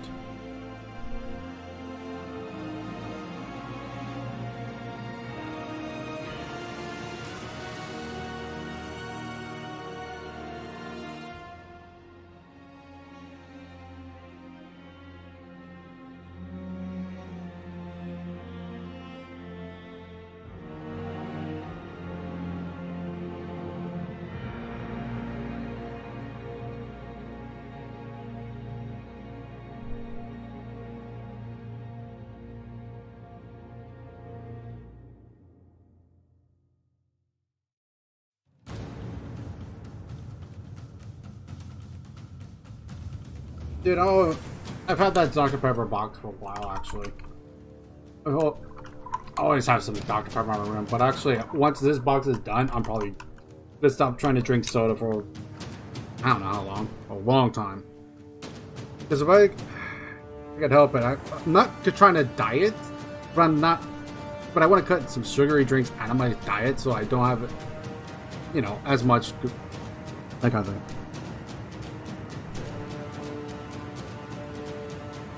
My stuff is all over the place, regardless of what I do. I try to organize it. Nah, it just doesn't stay that way.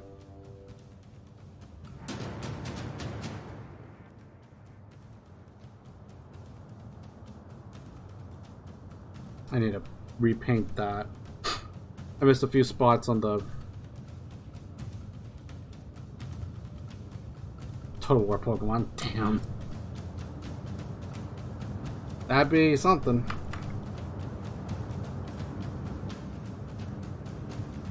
That would be something, I will say that.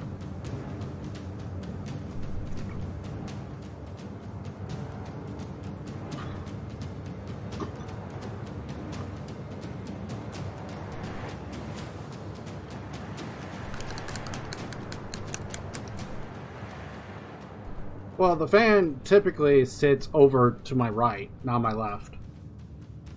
It's just I've moved my bed. Because if you could, as you could tell, like used to be right there was a bed. Now the bed's over here, against the wall. I moved my stuff around a while ago. Too much.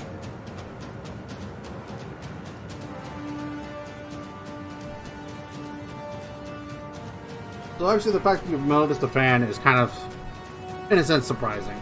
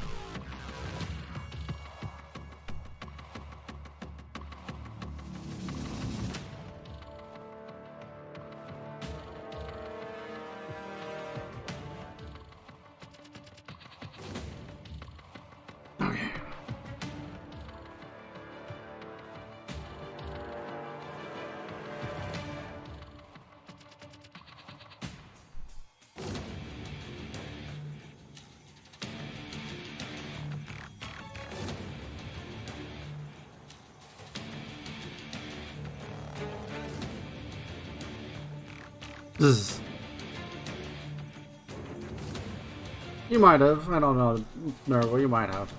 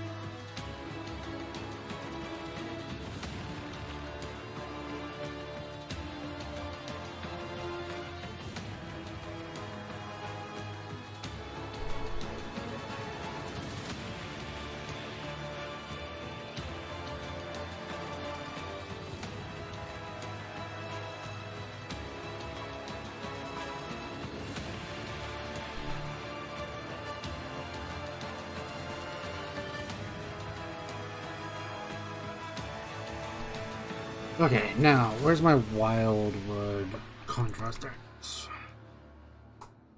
I need to get some wildwood back onto this thing because there's gold spots that I need to cover back up. Wildwood is one of those darker contrast paints that it can technically cover up paint still, but not like,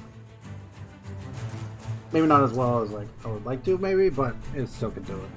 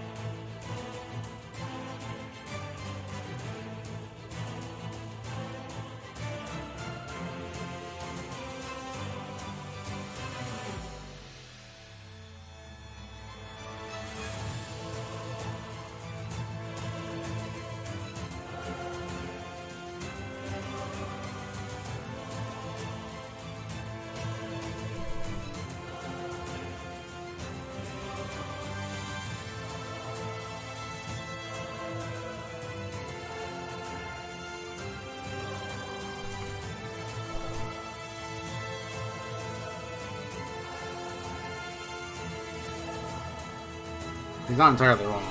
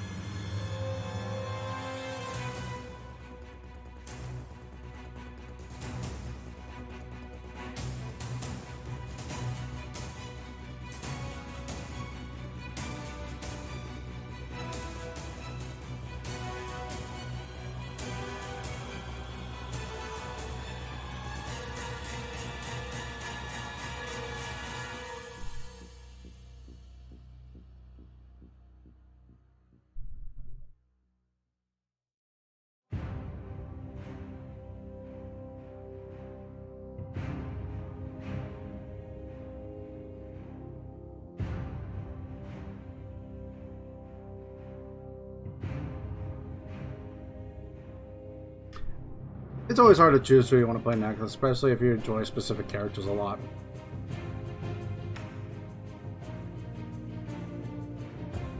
That's why I have difficulty choosing outside of the characters I normally like to play a lot of.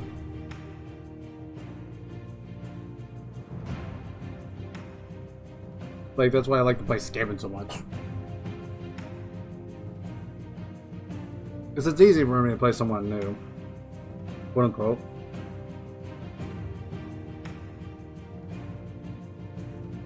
Vampire counts, like, I don't mind playing Manfred, but like Vlad's my boy. It's just Isabella is technically the best choice to start off with.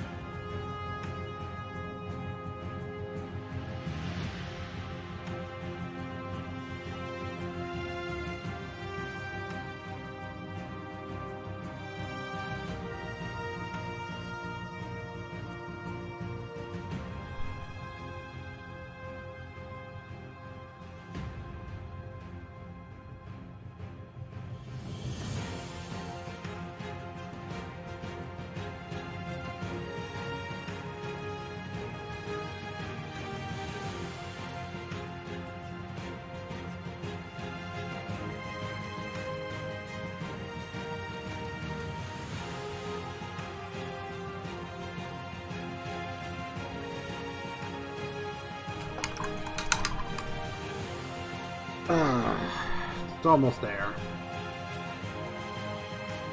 Almost. A few more details and it could be technically done.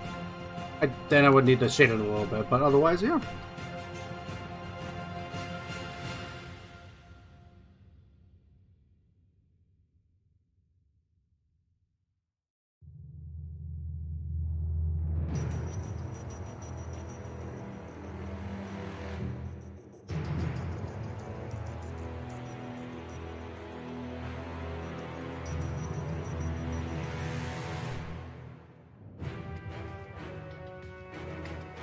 Actually, instead of playing this, I'm going to actually play some suggested songs. And these are not on my actual soundtrack list. These are suggested.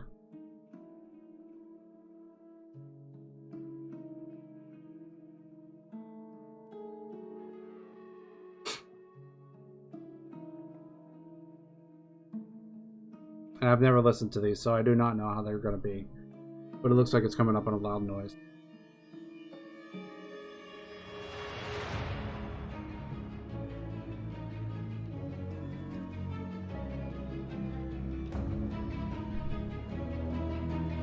I'm not gonna lie, I was legit starting to wonder where's the dark part. And it's like, oh, there it is, there it is. Because its genre is considered epics and dark. So I was like, where's the dark part? And it's like, oh, there it is. Yep, there it is.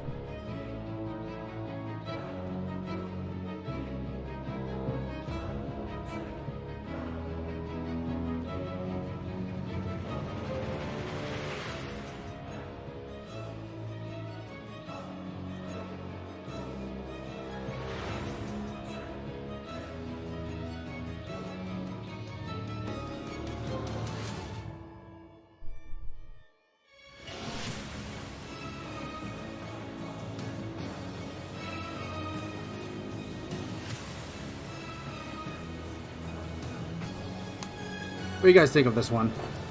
This song?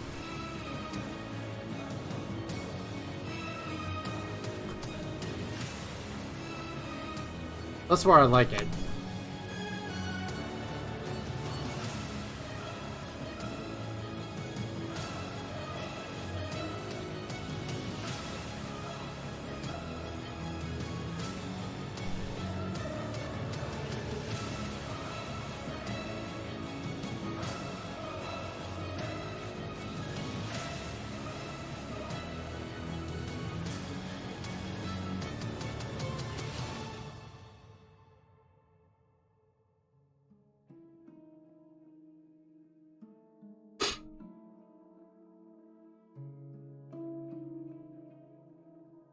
No scope vampire counts of Bretonia. Yeah, that's fair. Vampire counts kind of need some love, but at the same time, not really. It's one of those mix and match. Yeah, it's under the theme of it. Like one of its genre traits or tags is dark, so it's supposed to be epic dark kind of music. So.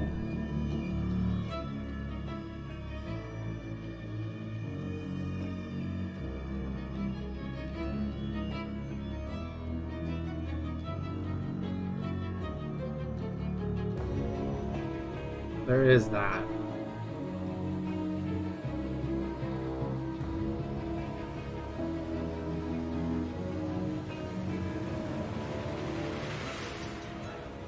Yeah, I'm gonna add this to my list.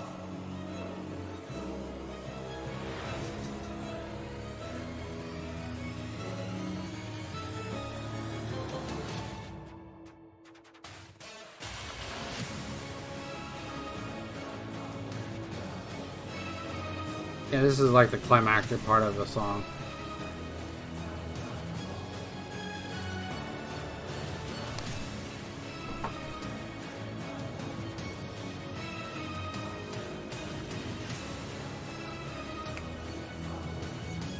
I almost kind of imagine this like desperate battle going on with this kind of music.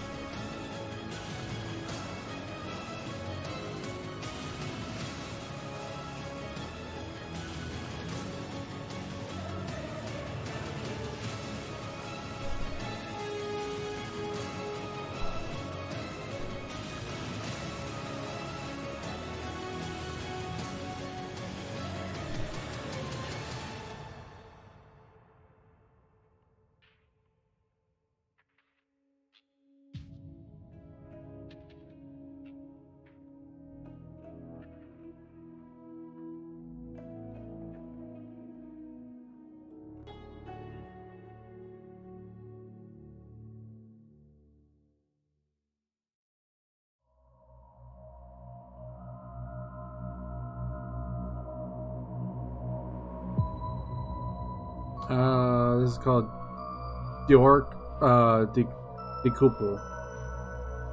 Its tags are chasing and epic.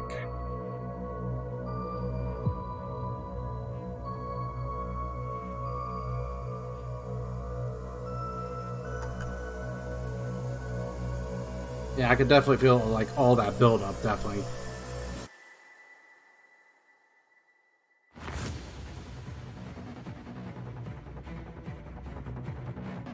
Yeah, I like this.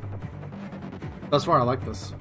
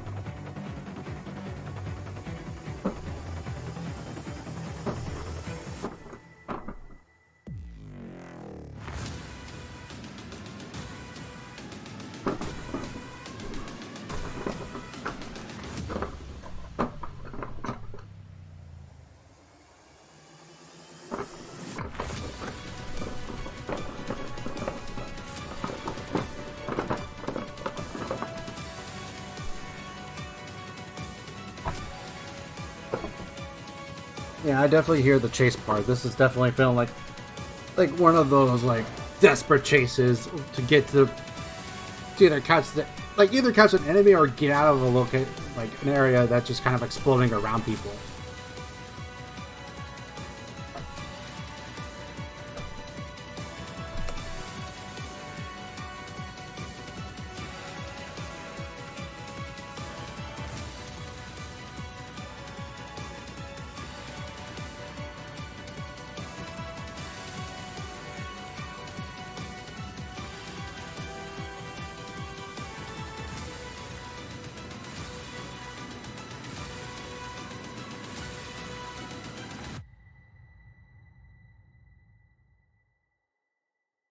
Yeah.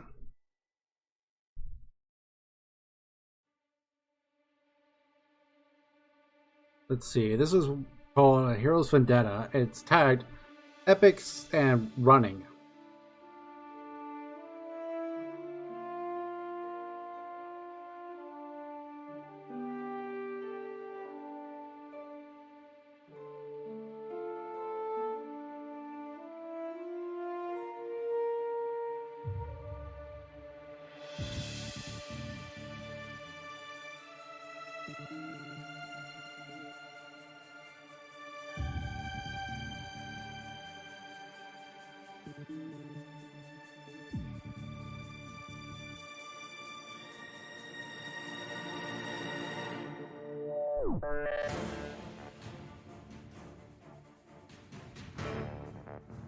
Oh, this one's actually a little bit longer. It's actually about 4 minutes.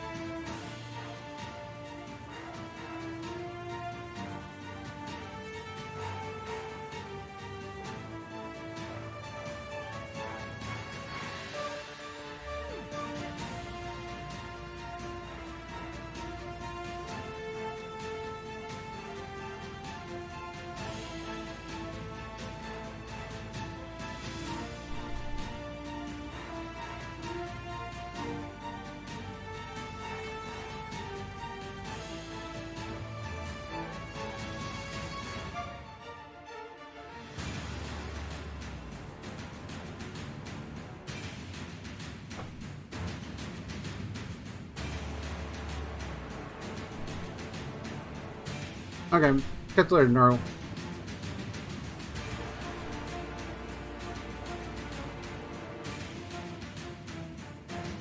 No, I did not.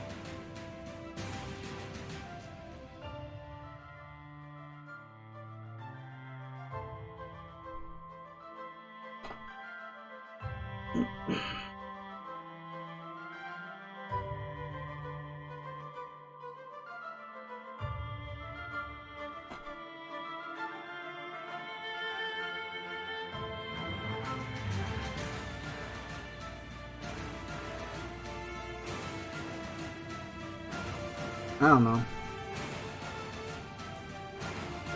Other than the fast, other than magic.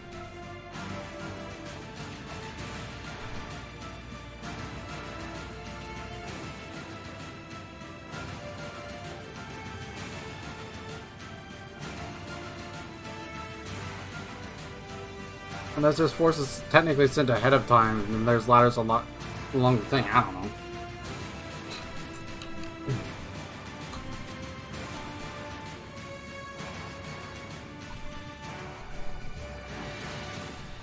Huh, did not know that.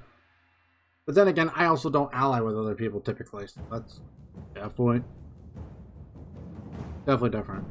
This one's called Surrender to Madness. Interesting. It's tagged Angry and Epic. This will be interesting. Right on Flesh Shade, non-loyal.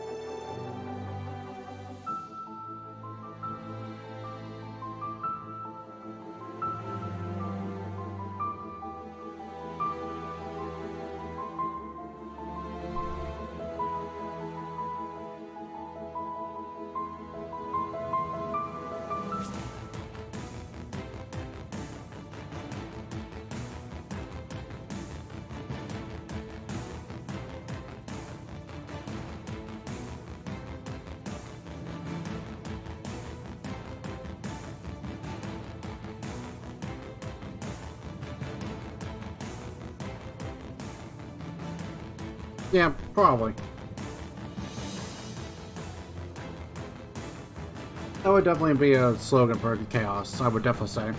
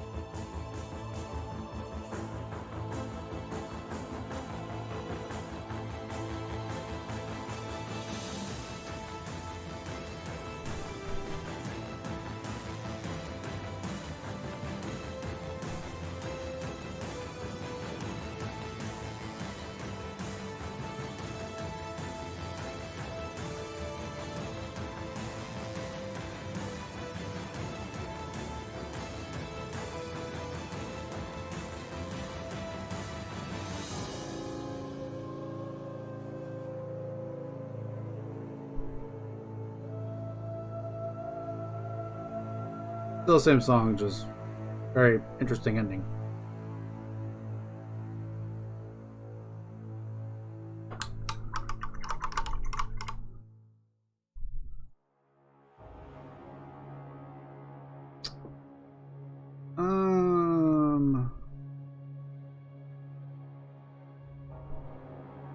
Nah, I want to try it. This one's called Hordes. And I've heard this song before. I've heard it on being used by High Roller D&D for the AoS campaign. I know I've heard this one, definitely. I just didn't realize it was this song.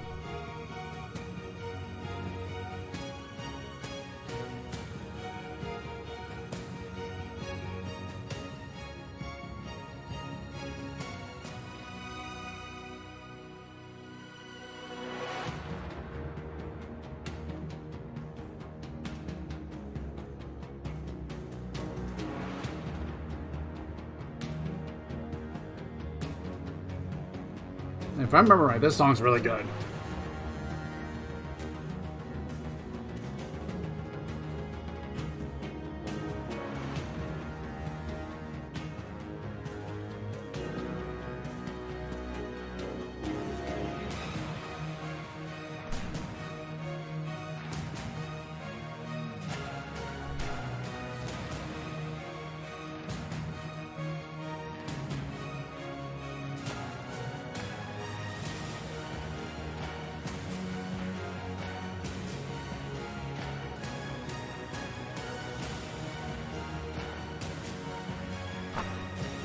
That one was bad. Almost hit my... knocked over some of my paint.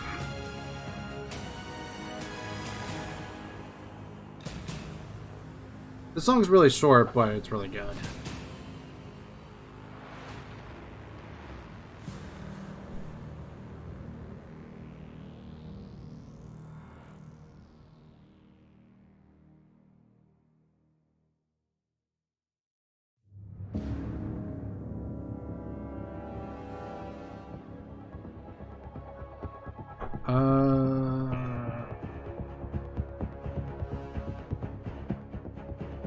Short enough. Sure, I'll try to listen to this. I'm not sure how I feel about it thus far, but give it time.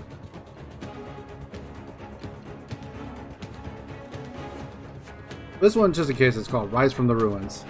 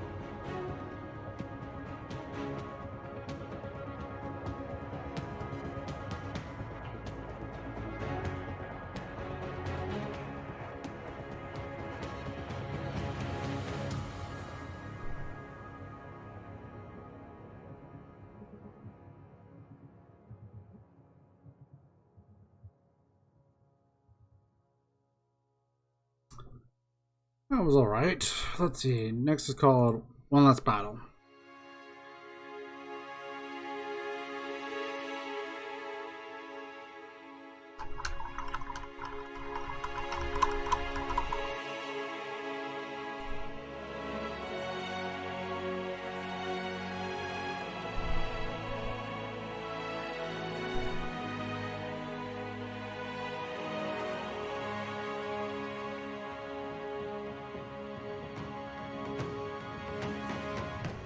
What would Carbon Crimson look like? Actually, probably nothing. It's red. But I want to see if it does any effect to this red.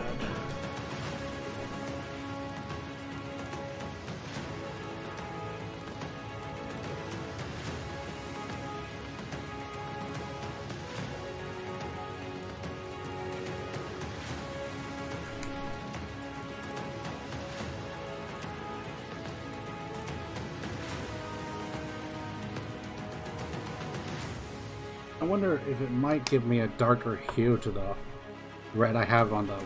Oh.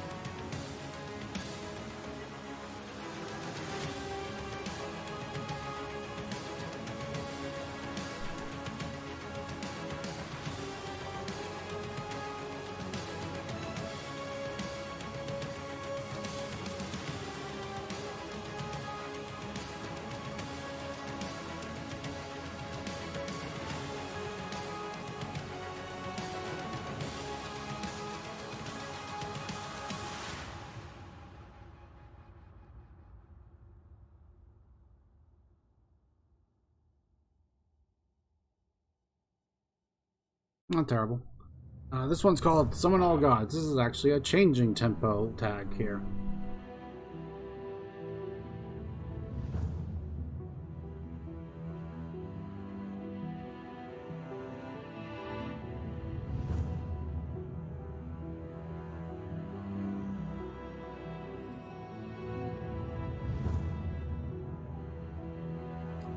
Oh wait, that's Raglan Flesh Shade.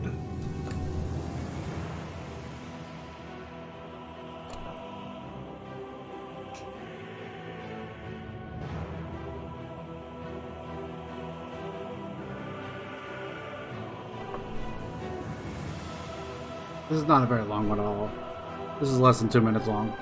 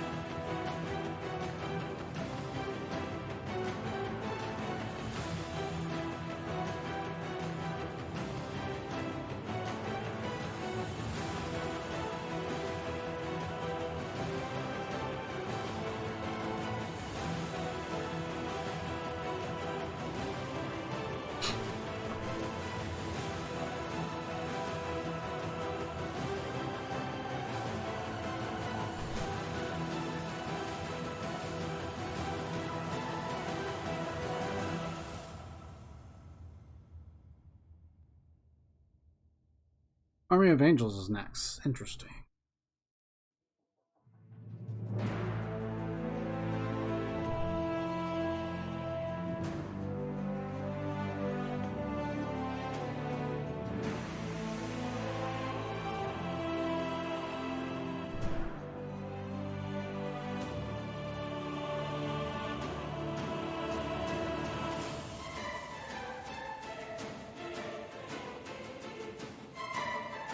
I think this is done.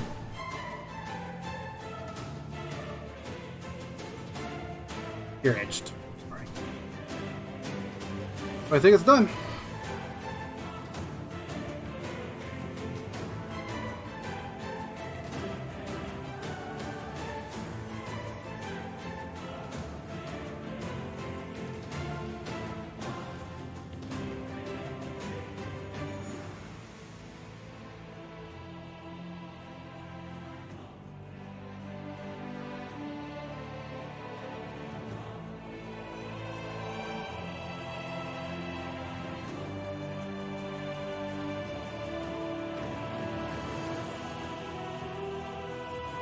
I'll have some pictures posted up on Instagram after the stream, because I'm actually going to go ahead and I'm going to call this one a stream completed.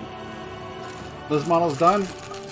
Took me about 3 hours. Not bad, it's not bad at all. I probably could have done a little more detail. There's a few things I probably could hit up on. But otherwise, I think it's a pretty decent look model. If anything, I can always work on it as we go. But for now, this is what I'm going to call done. So, with that being said, I'm going to end this episode here. So, Tomorrow I will be streaming. I won't be able to stream as long as I want to, because I do have a draft to go to tomorrow because my roommate already paid for me and such like that. Saturday will be D&D. As far as I know, as long as no one cancels on me too much, should be D&D on Saturday. Tomorrow, maybe another paint session. I don't know for certain. That being said, if I do change my schedule, I will let you guys know in the future. So with that being said, thank you all for joining me here today. I do appreciate it. Thank you very much for all your support, and thank you for joining me in the gaming den. Thanks for watching. Yeah, a short stream, but typically like the minimum I go is like 3 hours though. So yeah. Anyways, catch y'all later.